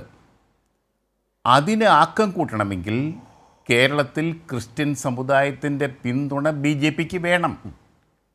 അത് ബി ജെ പി നേതൃത്വത്തിൻ്റെയും RSS നേതൃത്വത്തിൻ്റെയും ഒരു വളരെ കൗശലപൂർവമായ, ബുദ്ധിപരമായ, വളരെ സ്ട്രാറ്റജിക്കായിട്ടുള്ള ഒരു നീക്കമാണ്. അതേസമയം തന്നെ ഉത്തരേന്ത്യയിൽ നമ്മൾ കണ്ടതാണല്ലോ അവിടുത്തെ കാര്യങ്ങളൊക്കെ. ഒരു സംസ്ഥാനത്ത് വർഗീയ പോരാട്ടം നടക്കാൻ തുടങ്ങിയിട്ട് എത്രയോ കാലമായി. ക്രിസ്ത്യാനികളെ അടിച്ചു കൊല്ലുന്ന, തകർക്കുന്ന, അവരുടെ ആരാധനാലയങ്ങളെ തകർക്കുന്ന, തീ വെച്ച് നശിപ്പിക്കുന്ന ഒരു രീതി. പ്രധാനമന്ത്രിക്ക് ഒരക്ഷര പര്യടനം അതേക്കുറിച്ച് കഴിഞ്ഞിട്ടില്ല. അത് ഉത്തരേന്ത്യയിലാകെ നമുക്കറിയാം. ഇപ്പോഴും ആക്രമണങ്ങൾ ക്രിസ്ത്യാനികൾക്കെതിരെ, കന്യാസ്ത്രീകൾക്കെതിരെ, പുരോഹിതന്മാർക്കെതിരെ നടന്നുകൊണ്ടിരിക്കുകയാണ്. എന്നിട്ടും അവർ കേരളത്തിൽ ആ ശ്രമം മുന്നോട്ട് കൊണ്ടുപോകുന്നത്. ഇപ്പം മുനമ്പം സംസ്ഥാന പ്രസിഡൻ്റായി രാജീവ് ചന്ദ്രശേഖർ ചുമതലയേറ്റ ഉടൻ തന്നെ അദ്ദേഹത്തിൻ്റെ ആദ്യത്തെ കർമ്മ പരിപാടി മുനമ്പം സന്ദർശിക്കുകയായിരുന്നു. കുറേ ക്രിസ്ത്യാനികളെ. അതിൻ്റെ ഒരു നെറ്റ് റിസൾട്ട് ഇനി പറയാമല്ലോ നമ്മൾക്ക്. കാരണം ഇന്നലത്തേതോടുകൂടി രാജീവ് ചന്ദ്രശേഖറിൻ്റെ പ്രസിഡൻറ്റിൻ്റെ ആ പൊളിറ്റിക്കൽ മിഷനിലെ ആദ്യ അസൈൻമെൻറ്റ് എവിടെ എത്തി നിൽക്കുന്നു? അതെ. അപ്പം രാജീവ് ചന്ദ്രശേഖറിൻ്റെ മുന്നേ കുറേ ക്രിസ്ത്യാനികളെ, ലാറ്റിൻ കത്തോലിക്കർ, പാവങ്ങൾ ബി ജെ പി ചേർന്നു. ഈ മതം മാറുന്നതുപോലെ അവരെ കോൺഗ്രസോ CPM ഒക്കെ വിട്ടിട്ട് അവിടെ ചേർന്നു, ബി ജെ പി ചേർന്നു, അംഗത്വമൊക്കെ എടുത്തു അത്രേ. പക്ഷേ എവിടെയായിരിക്കും ആ അംഗത്വത്തിന് എന്തായിരിക്കും സ്ഥിതി? തീർച്ചയായിട്ടും അത് കേരളത്തിലെ ഒരു അടഞ്ഞ അധ്യായമായിട്ട് മാറുകയാണ്. മുനമ്പം വെച്ച് മുതലെടുക്കാൻ ബി ജെ പിക്ക് കഴിയില്ല എന്നൊരു സത്യാവസ്ഥ ബി ജെ പി നേതൃത്വം തന്നെ മനസ്സിലാക്കിയിരിക്കുന്നു. അതിനേക്കാൾ അപകടമായിട്ട്, അതിനേക്കാൾ ഗംഭീരമായിട്ട് ക്രിസ്ത്യൻ നേതൃത്വം അത് മനസ്സിലാക്കിയിരിക്കുന്നു. ബി ജെ പി കൊണ്ട് മുനമ്പത്ത് ഒന്നും ചെയ്യാനാവില്ല എന്ന സത്യം. ശരി, ഞാൻ ഏതായാലും ശ്രീ റോണി കെ ബേബി നേരത്തെ പ്രതിപക്ഷ നേതാവിനോട് വിയോജിച്ചുകൊണ്ട് വഖഫിൻ്റെ ഭാഗമായി നിൽക്കുന്ന, വഖഫ് ബോർഡിൻ്റെ ഭാഗമായി നിൽക്കുന്ന ലീഗ് MLA-മാർ അദ്ദേഹത്തോട് വിയോജിച്ചുകൊണ്ട് വാർത്താക്കുറിപ്പ് ഇറക്കിയ സാഹചര്യം ചോദിച്ചപ്പോൾ താങ്കൾ അവരെ അർഹിക്കുന്ന അവജ്ഞയോടെ തള്ളിക്കളയുന്നു, അവരുടെ നിലപാടിനെ, ആ ലീഗ് MLA-മാരുടെ നിലപാടിനെ എന്നാണ് പറഞ്ഞത്. എന്തായാലും ഞാൻ ഇനി പറയാൻ പോകുന്ന വിഷയത്തിൽ താങ്കൾക്ക് രണ്ട് വാക്യത്തിലെങ്കിലും ലീഗിനെ പിന്തുണയ്ക്കേണ്ടതായിട്ട് വരും. കാരണം അത്ര ഗൗരവമുള്ള ഒരു വിമർശനം, രാഷ്ട്രീയ വിമർശനം ഇന്ന് മുഖ്യമന്ത്രി ചർച്ചയ്ക്ക് വിധേയമാകാൻ പാകത്തിന് ഈ പൊതുസമൂഹത്തിന് മുമ്പാകെ വെച്ചിട്ടുണ്ട്. ലീഗിൻ്റെ വഖഫ് സംബന്ധിച്ച, വഖഫ് ഭൂമിയുമായി ബന്ധപ്പെട്ട് വഞ്ചനാപരമായ ഇരട്ടത്താപ്പ് UDF-ലെ രണ്ടാമത്തെ കക്ഷി നടത്തിക്കൊണ്ടിരിക്കുന്നു എന്നതിൻ്റെ ഒരു ഉദാഹരണമാണ് വെച്ചത്. ഞാനൊന്നും ആവർത്തിക്കുന്നില്ല. മുഖ്യമന്ത്രി പറഞ്ഞത് കേട്ടുകൊണ്ട് ഞാൻ റോണിയിലേക്ക് വരാം. രാഷ്ട്രീയ പാർട്ടികളിൽ ഒന്നാണല്ലോ ഇന്ത്യൻ യൂണിയൻ മുസ്ലിം ലീഗ്. UDF-ൽ കോൺഗ്രസ് കഴിഞ്ഞാലുള്ള ഏറ്റവും പ്രധാന പാർട്ടിയാണത്. പക്ഷേ ഈ വിഷയത്തിൽ ഇന്ത്യൻ യൂണിയൻ മുസ്ലിം ലീഗ് എടുക്കുന്ന നിലപാട് തീർത്തും ഇരട്ടത്താപ്പിൻ്റേതാണ്. ഒരു വിഷയമാണ് ഉന്നയിക്കുന്നത്. അത് തളിപ്പറമ്പ് സർ സെയ്ദ് കോളേജുമായി ബന്ധപ്പെട്ട, സർ സെയ്ദ് കോളേജ് സ്ഥിതി ചെയ്യുന്ന വസ്തു തളിപ്പറമ്പ് ജുമാ മസ്ജിദിൻ്റേതല്ലെന്നും അത് നരിക്കോട് ഈറ്റിശ്ശേരി ഇല്ലം വകയാണ് എന്നുമുള്ള വിചിത്രമായ കണ്ടെത്തലാണ് ഉന്നയിച്ചിരിക്കുന്നത്. പള്ളിയുടെ ഉടമസ്ഥതയിൽ വർഷങ്ങളായുള്ള ഭൂമി വഖഫ് പ്രോപ്പർട്ടി അല്ലെന്ന നിലപാടെടുക്കാൻ ലീഗ് നേതൃത്വത്തെ പ്രേരിപ്പിച്ച ചേതോവികാരം എന്താണ് എന്ന് അവർ തന്നെ വ്യക്തമാക്കേണ്ടതാണ്. എന്തുകൊണ്ട് വഖഫ് ഭൂമിയുടെ ഉടമസ്ഥാവകാശത്തിൽ ലീഗിന് പരസ്പര വിരുദ്ധ നിലപാടുണ്ടാകുന്നു? BJP-യുടെ വഞ്ചനാപരവും വർഗീയ ലക്ഷ്യത്തോടെയുമുള്ള നിലപാടുകളെ തുറന്നു കാട്ടുകയും ശക്തമായി എതിർക്കുകയും ചെയ്യുമ്പോൾ തന്നെ ഇത്തരം ഇരട്ടത്താപ്പ് നയം ബന്ധപ്പെട്ടവർ ഉപേക്ഷിക്കേണ്ടതായിട്ടുമുണ്ട്. അത് ബി ജെ പിക്ക് സഹായകരമായിട്ടാണ് മാറുക എന്ന് കൂടി കാണണം. അതാണ് അതുമായി ബന്ധപ്പെട്ട് ചൂണ്ടിക്കാണിക്കാനുള്ളത്. ശ്രീ റോണി കെ ബേബി, എന്താണ് താങ്കൾക്ക് പറയാനുള്ളത്? ലീഗിൻ്റെ വഞ്ചനാപരമായ ഇരട്ടത്താപ്പ് എന്ന മുഖ്യമന്ത്രിയുടെ ഈ വിമർശനം, ആ രാഷ്ട്രീയ മുതലെടുപ്പ് നടത്തുന്നത് തുറന്നു കാട്ടുന്നത് ലീഗുമായി ബന്ധപ്പെട്ടാണ്. എന്താണ് താങ്കളുടെ അക്കാര്യത്തിലുള്ള പ്രതികരണം, മറുപടി? ഇത് പറയുമ്പോൾ തന്നെ മുനമ്പത്തേത് വഖഫ് ഭൂമിയാണ് എന്ന് ഉറപ്പിച്ചെടുത്തതിലെ റഷീദ് അലി തങ്ങളുടെ, പാണക്കാട് തങ്ങളുടെ വളരെ കൃത്യമായ റോളിനെ സംബന്ധിച്ച് ഇവിടെ പറഞ്ഞു വെച്ചു. എന്നാൽ തളിപ്പറമ്പിലേക്ക് വരുമ്പോൾ അത് വഖഫ് ഭൂമിയല്ല എന്നൊരു നിലപാടെടുക്കുന്നു. വളരെ വിചിത്രമായൊരു നിലപാട് ലീഗ് സ്വീകരിക്കുന്നു എന്നാണ് അദ്ദേഹം പറഞ്ഞു വെച്ചത്. എന്തു മറുപടി, എന്തു വിശദീകരണം? ഇതിന്റെ അകത്ത് വളരെ കൃത്യമായ നിലപാട് പറയേണ്ടത് ലീഗിന്റെ ഔദ്യോഗിക നേതൃത്വമാണ്. അത് ഒന്നാമത്തെ പോയിന്റ്. ആ വിഷയത്തിൽ ഞാൻ മനസ്സിലാക്കുന്നത് 2 വർഷമായി കോടതിയിൽ ഒരു കേസിൽ ഈ പറയുന്ന സർ സെയ്ദ് കോളേജിന്റെ മാനേജ്മെന്റ്, ആ മാനേജ്മെന്റിൽ ഇപ്പോൾ 2-3 ലീഗിന്റെ നേതാക്കളുണ്ട്. അതാണ് ഇതുകൊണ്ടാണ് നമ്മൾ ചർച്ചയിലേക്ക് പോകുന്നത്. അതായത് ഇപ്പോഴത്തെ ലീഗിന്റെ നേതൃത്വമാണ് കോളേജിന്റെ മാനേജ്മെന്റ് എന്നാണ് ഞാൻ മനസ്സിലാക്കുന്നത്. ലീഗിന്റെ നേതാക്കൾ ഉൾപ്പെടുന്ന ഒരു ഗവേണിംഗ് ബോഡി, അതാണല്ലോ എല്ലാ വിദ്യാഭ്യാസ സ്ഥാപനങ്ങളുടെ ഗവേണിംഗ് ബോഡി. അങ്ങനെയാണ് പൊളിറ്റിക്കൽ ആയിട്ടുള്ള അപ്പർ ഹാൻഡിന് ലീഗിലാണെന്നുള്ള കാര്യത്തിൽ സംശയമൊന്നുമില്ലല്ലോ.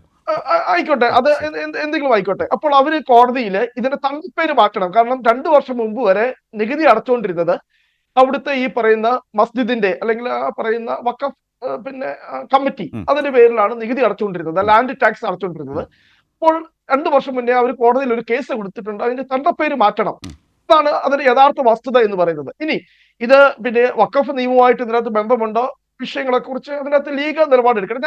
ഞങ്ങളുടെ ഒരു നിലപാട് ഞാൻ കൃത്യമായി പറയാം. ഒരു നിലപാട് വളരെ കൃത്യമായി തന്നെ കോൺഗ്രസിന്റെ നിലപാട് എന്താണ് ഈ പറയുന്ന വഖഫ് നിയമവുമായി ബന്ധപ്പെട്ട്. കാരണം വഖഫ് ഭൂമി എന്ന് പറയുന്നത് ചാരിറ്റബിൾ ഓർ എഡ്യൂക്കേഷണൽ പർപ്പസിന് കൊടുത്തതാണെങ്കിൽ അത് നിയമവിരുദ്ധമായി അത് ആരും അനധികൃതമായി കൈവശം വയ്ക്കുവാനോ അത് അന്യാധീനപ്പെട്ടു പോകാനോ പാടില്ല. അതുകൊണ്ടാണല്ലോ ഈ രാജ്യത്ത് വഖഫ് നിയമങ്ങളൊക്കെ വന്നത്.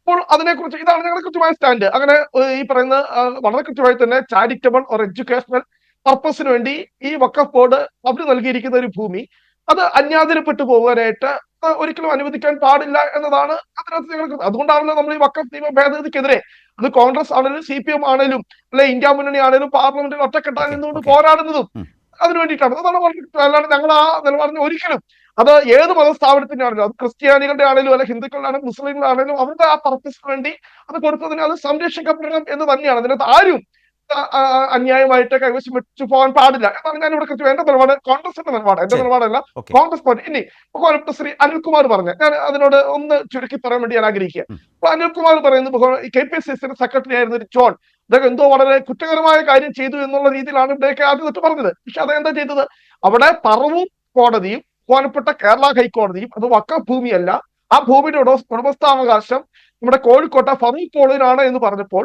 അതിന്റെ മുഖ്യാധാരായി നിന്ന് പവർ ഓഫ് അറ്റോർണിയായി നിന്നുകൊണ്ടാണ് ഈ ഭൂമി വിറ്റത്. കാരണം കോഴിക്കോട്ടുള്ള അവർക്ക് ഇവിടെ വന്ന് അതിന്റെ ട്രാൻസാക്ഷനോ ക്രയവിക്രമോ ഒന്നും നടത്തുവാനായിട്ട് അവർക്ക് അന്ന് പരിമിതികൾ ഉണ്ടായിരുന്നത് കൊണ്ട് അതിന് പവർ ഓഫ് അറ്റോർണി കൊടുത്തു. അപ്പോൾ അതിനകത്ത് നിയമപരമായ കാര്യം മാത്രമേ അതിൽ ചെയ്തുള്ളൂ. ഇന്നൊന്നും ഇതിനകത്ത് ഒരു തർക്കവുമില്ല. 1995 വഖഫ് നിയമം വന്നു. ഇവിടെ വഖഫ് ബോർഡൊന്നും ആ ഭൂമിയെ കുറിച്ച് ഒരു അവകാശം ഉന്നയിച്ചില്ല. പക്ഷെ ഇവിടെ കാര്യം ഇവിടെ റഷീദ് അലി തങ്ങളുടെ കാര്യം പറഞ്ഞു. പക്ഷെ നമ്മളിവിടെ വളരെ സൗകര്യപൂർവ്വം വിസ്മരിച്ചു പോകുന്നൊരു കാര്യമുണ്ട്. ആരാണ് 2008 നിസാർ കമ്മിറ്റിയെ അപ്പോയിന്റ് ചെയ്തത് എന്നൊരു കാര്യം നമ്മൾ മനസ്സിലാക്കണം. ആരാവശ്യപ്പെട്ടിട്ടാണ്? വഖഫ് ബോർഡ് ആവശ്യപ്പെട്ടോ അല്ല, 2-3 ആളുകൾ, ഞാൻ കൃത്യമായി വേദിയിൽ പറയും, റിയൽ എസ്റ്റേറ്റ് താല്പര്യവുമായി ബന്ധപ്പെട്ട മുനമ്പത്തെ കച്ചവട താല്പര്യമായി, ഞങ്ങൾക്ക് ഒരു മറയുമില്ല, കോൺഗ്രസിന് ഒരു മടിയുമല്ല പറയാൻ വേണ്ടി 2-3 ആളുകൾ ഉണ്ടാക്കിയ ഒരു കടലാസ് സംഘടന വഖഫ് സംരക്ഷണ സമിതി എന്ന പേരിൽ ഉണ്ടാക്കി അവർ VS അച്യുതാനന്ദൻ സർക്കാരിന് നിവേദനം കൊടുത്തു. അതിന്റെ അടിസ്ഥാനത്തിൽ ജസ്റ്റിസ് നിസാർ കമ്മിറ്റിയെ വെക്കുന്നു. നിസാർ കമ്മിറ്റി 2008 റിപ്പോർട്ട് കൊടുക്കുന്നു. 2009 VS അച്യുതാനന്ദൻ സർക്കാർ GOI ഗവൺമെന്റ് ഓർഡറായി നോട്ടിഫിക്കേഷനായി എന്ത് ചെയ്യുന്നു, ഈ പറയുന്ന മുനമ്പത്തെ ഉള്ള ഭൂമി ഉൾപ്പെടെ അത് വഖഫ് ഭൂമിയാണ് എന്ന് കാണിച്ചുകൊണ്ട് മന്ത്രിസഭയുടെ തീരുമാനം വരുന്നു. അവിടെ തൊട്ടാണ് ഈ വിഷയം ഉണ്ടാകുന്നത്. പിന്നെ ഇതെങ്ങനെ പരിഹരിക്കാം? ഞാൻ നിയമപരമായി ഞാൻ എന്റെ രാഷ്ട്രീയത്തിൽ ഞാൻ ഇതിനെ രാഷ്ട്രീയമായിട്ട് കാണാൻ വേണ്ടി ആഗ്രഹിക്കുന്നില്ല. 2019 ഇത് വഖഫ് ബോർഡ് ആസ്തി രജിസ്റ്ററിൽ എഴുതി ചേർത്ത് വെച്ചു. അതിന് പിന്നിൽ ഹൈക്കോടതിയിലൊക്കെ വിധിയുണ്ട്. ബഹുമാനപ്പെട്ട കേരള ഹൈക്കോടതിയിലൊക്കെ വിധിയുടെ അടിസ്ഥാനത്തിലാണ് 2009 GO ഇറങ്ങിയെങ്കിലും 10 വർഷത്തിന് ശേഷമാണ് വഖഫ് ബോർഡ് ഇത് അവരുടെ ആസ്തി രജിസ്റ്ററിൽ ഉൾപ്പെടുത്തുന്നത്. ഒരു കാര്യം നമ്മൾ മനസ്സിലാക്കണം, 2021 ഇടതുമുന്നണി ഭരിക്കുമ്പോൾ ഞാൻ ഉള്ളതിനെ പോസിറ്റീവായിട്ട് കാണും. അന്ന് കൊച്ചി തഹസിൽദാരുടെ ഒരു റിപ്പോർട്ടിന്റെ അടിസ്ഥാനത്തിൽ എന്ത് ചെയ്തെന്നറിയാവോ, 2019 ഇത് ആസ്തി രജിസ്റ്ററിൽ എഴുതി വെച്ചിട്ടും ബഹുമാനപ്പെട്ട ഹൈക്കോടതി സിംഗിൾ ബെഞ്ച് പറഞ്ഞു, നികുതി അടക്ക്, ടാക്സ് അടക്ക്, ഭൂനികുതി അടക്ക്, അവിടുത്തെ മുനമ്പങ്കാർക്കാണ് ഈ ഭൂമിയുടെ അവകാശം. വളരെ സത്യസന്ധമായി കൊച്ചി തഹസിൽദാർ റിപ്പോർട്ട് കൊടുത്തു. എന്തിന്റെ അടിസ്ഥാനത്തിൽ?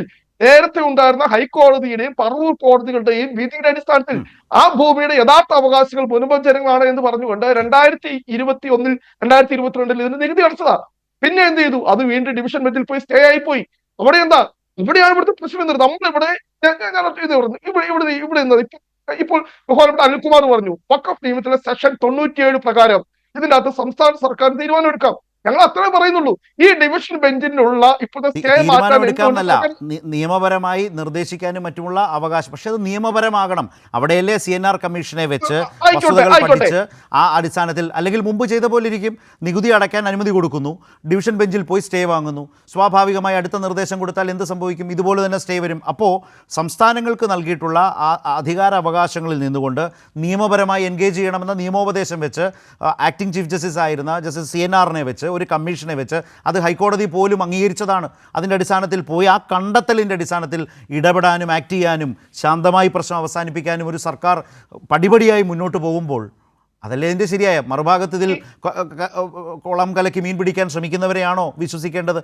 ഈ സ്റ്റെപ്സ് എടുക്കുന്നവരെയല്ലേ വിശ്വസിക്കേണ്ടത്? നമ്മുടെ മുമ്പിൽ സാധ്യമായതല്ലേ വേണ്ടത്? ഇതിന്റെ അകത്ത് നമ്മൾ എന്തിനാണ് രാമേന്ദ്രൻ നായർ കമ്മീഷനെ വെച്ചത്? ആ കമ്മീഷൻ തന്നെ പറയുന്നു എനിക്ക് ഇതിനകത്ത് ഒന്നും ശുപാർശ ചെയ്യാനില്ല. അത് ആദ്യം തൊട്ട് പറഞ്ഞ എന്താ? എനിക്ക് ഇതിനകത്ത് റെക്കമെൻഡേഷൻസ് ഒന്നും ചെയ്യാനില്ല.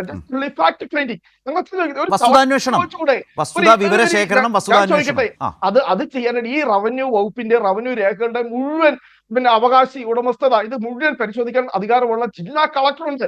ഞാൻ പറഞ്ഞോളൂ, നേരത്തെ കൊച്ചി തഹസിൽദാറിന്റെ റിപ്പോർട്ടുണ്ട്. ജില്ലാ കളക്ടർ റിപ്പോർട്ട് ചോദിക്കുക എന്തിനാണ് ശുപാർശ പോലും നൽകുവാൻ അധികാരമില്ലാത്ത രാമേന്ദ്രൻ? അതാ ഞങ്ങൾ എന്തിനാണ് ഈ കേസ് വലിച്ചു നീട്ടി പോകുന്നത്? ഇപ്പോഴത്തെ വലിയ പ്രശ്നം എന്താണെന്നറിയോ? വഖഫ് ട്രൈബ്യൂണൽ വിധി പറഞ്ഞ ഈ വിഷയം തീരുമായിരുന്നു. പക്ഷെ വഖഫ് ട്രൈബ്യൂണലിനെതിരെ ഇപ്പൊ വലിച്ചു നീട്ടാതെ റോണി, നിങ്ങൾ ഈ വലിച്ചു നീട്ടുന്നു എന്ന് പറയുന്നു. അപ്പുറത്ത് അവർക്ക് ഏറ്റവും ആശ്വാസകരമായി കരമടയ്ക്കാൻ സർക്കാർ അനുമതി കൊടുക്കുന്നു. അത് കോടതി സ്റ്റേ ചെയ്തല്ലോ. ആ സ്റ്റേ മാറ്റണം. ഡിവിഷൻ ബെഞ്ചിലെ പ്രശ്നം ഞങ്ങൾ എന്തുകൊണ്ട് 10 മിനിറ്റ് കൊണ്ട് ഈ പ്രശ്നം പരിഹരിക്കാൻ? നിങ്ങൾ ഹൈക്കോടതി ഡിവിഷൻ ബെഞ്ച് കൊടുത്ത സ്റ്റേ 10 മിനിറ്റ് കൊണ്ട് കൊള്ളാം. അല്ല, ഡിവിഷൻ ബെഞ്ചിന് കേസ് നിൽക്കുകയല്ല. 2 വർഷമായി ഒരു യാഥാർത്ഥ്യ ബോധം വേണ്ടേ? പ്രതിപക്ഷത്താണ് എന്ന് വെച്ച് എന്തും പറയാമോ? വളരെ സങ്കീർണമായ നിയമപരമായ ഒരു പ്രശ്നത്തെ 10 മിനിറ്റ് കൊണ്ട് പരിഹരിച്ച് കളയാമെന്ന് പ്രതിപക്ഷ നേതാവ് പറഞ്ഞു എന്ന് വെച്ചാൽ എങ്ങനെയാണ്? ഞാൻ ഒരു കാര്യം ചോദിച്ചു, ഈ പറഞ്ഞത് അത്രയും ഒരു സെക്കൻഡ് സമയം തന്നാൽ നമ്മൾ കോടിക്കണക്കിന് രൂപ പ്രതിഫലം കൊടുത്തോണ്ട് റവന്യൂ വകുപ്പിന്റെ പ്ലീഡർമാരുണ്ടെന്ന ഹൈക്കോടതിയിൽ എന്തുകൊണ്ട് അവരോട് ഒരു നോട്ടീസ് എങ്കിലും ഹൈക്കോടതി ഡിവിഷൻ ബെഞ്ചില് ഈ കേസ് അടിയന്തരമായി പരിഗണിക്കണം, അല്ലെങ്കിൽ ഹൈക്കോടതിയുടെ ഡിവിഷൻ ബെഞ്ച് സ്റ്റേ ചെയ്തിരിക്കുന്ന ഈ കേസ് ഉടൻ തന്നെ അതിനകത്ത് തീർപ്പുണ്ടാക്കണം, അല്ലെ ഞങ്ങൾക്ക് എന്നെ ഭാഗങ്ങൾ പറയാനുണ്ട് എന്ന് പറഞ്ഞുകൊണ്ട് എന്തുകൊണ്ട് ഇവർക്ക് ഒരു പേപ്പർ കഴിയുന്നില്ല? അതാണ് ഞങ്ങൾ ചോദിക്കുന്നത്. ആ ഡിവിഷൻ ബെഞ്ചിൽ കിടക്കാൻ സ്റ്റേ ആയിട്ട് ആ സ്റ്റേ മാറ്റാൻ വേണ്ടി സർക്കാർ ശ്രമിക്കണം. വഖഫ് നിയമം കൊണ്ടുവന്ന കേന്ദ്ര സർക്കാരിന് വേണ്ടി സോളിസിറ്റർ ജനറലാണ് ഇന്ന് ഹാജരായത്. എന്നിട്ടും കോടതി ചോദ്യങ്ങൾ ചോദിച്ചുകൊണ്ട് നാടിൻ്റെ ആശങ്കയ്ക്കൊപ്പം വളരെ കൺസേൺ ആയിട്ട് ഇടപെടുന്നില്ലേ? അപ്പോൾ നമ്മൾ ഇങ്ങനത്തെ ചില പതിവ് സ്റ്റേറ്റ്മെൻറ്റ്സുകൾ നടത്തിയാണോ കോടതി നടപടികളെയും നിയമങ്ങളെയും കാണേണ്ടെന്നൊരു സംശയം എനിക്കുണ്ട്. അത് തീർപ്പൊന്നും കൽപ്പിക്കാൻ ഞാൻ ആളല്ല. ഏതായാലും ശ്രീ അനിൽകുമാർ, താങ്കളിലേക്കാണ് വരുന്നത്. താങ്കൾ നേരത്തെ മുന്നോട്ട് വെച്ച വിഷയത്തിന് അദ്ദേഹത്തിൻ്റെതായിട്ടുള്ള ഒരു UDF വേർഷൻ അല്ലെങ്കിൽ കോൺഗ്രസിൻ്റെ വിശദീകരണം എന്ന നിലയിൽ അതെടുക്കാം. അതിന് വളരെ ചുരുക്കി ദയവായി താങ്കൾക്ക് എന്തെങ്കിലും അതിൽ പറയാൻ കൂട്ടിച്ചേർക്കാനുണ്ട് എങ്കിൽ നിസാർ കമ്മീഷൻ അടക്കം പറഞ്ഞതുകൊണ്ടാണ്. രണ്ടാമത്തെ കാര്യം, തളിപ്പറമ്പിൻ്റെ കാര്യത്തിൽ മുഖ്യമന്ത്രി നമ്മൾ കാട്ടിയതിനപ്പുറം വിശദമായി തന്നെയാണ് ഇക്കാര്യങ്ങൾ സംസാരിച്ചത്. താങ്കൾക്കത് അറിയാമെന്ന് വിചാരിക്കുന്നു. 25 ഏക്കറാണ് 66-ൽ അങ്ങനെ അവിടുത്തെ ജുമാ മസ്ജിദിന് കൊടുത്ത ജസ്റ്റിസ് V. ഖാലിദ് അൻ്റെ സംഘടന അപേക്ഷ കൊടുത്തതിൻ്റെ അടിസ്ഥാനത്തിൽ വഖഫ് പ്രോപ്പർട്ടിയിൽ നിന്ന് ഇതിലേക്ക് കൊടുത്തത്. ഏറ്റവും അവസാനം അതിൻ്റെ വാടക 3 ലക്ഷം രൂപ വെച്ചോ മറ്റോ ആണ്. അങ്ങനെ നിൽക്കുന്നതാണ് ഇപ്പോൾ വഖഫ് പ്രോപ്പർട്ടി അല്ല എന്ന് ലീഗ് പറഞ്ഞുകൊണ്ടിരിക്കുന്നത്. ഇതാണ് മുഖ്യമന്ത്രി അവതരിപ്പിച്ചു വെച്ചത്. വളരെ ചുരുക്കത്തിൽ 2 വിഷയങ്ങളിലേക്ക് കൂടി.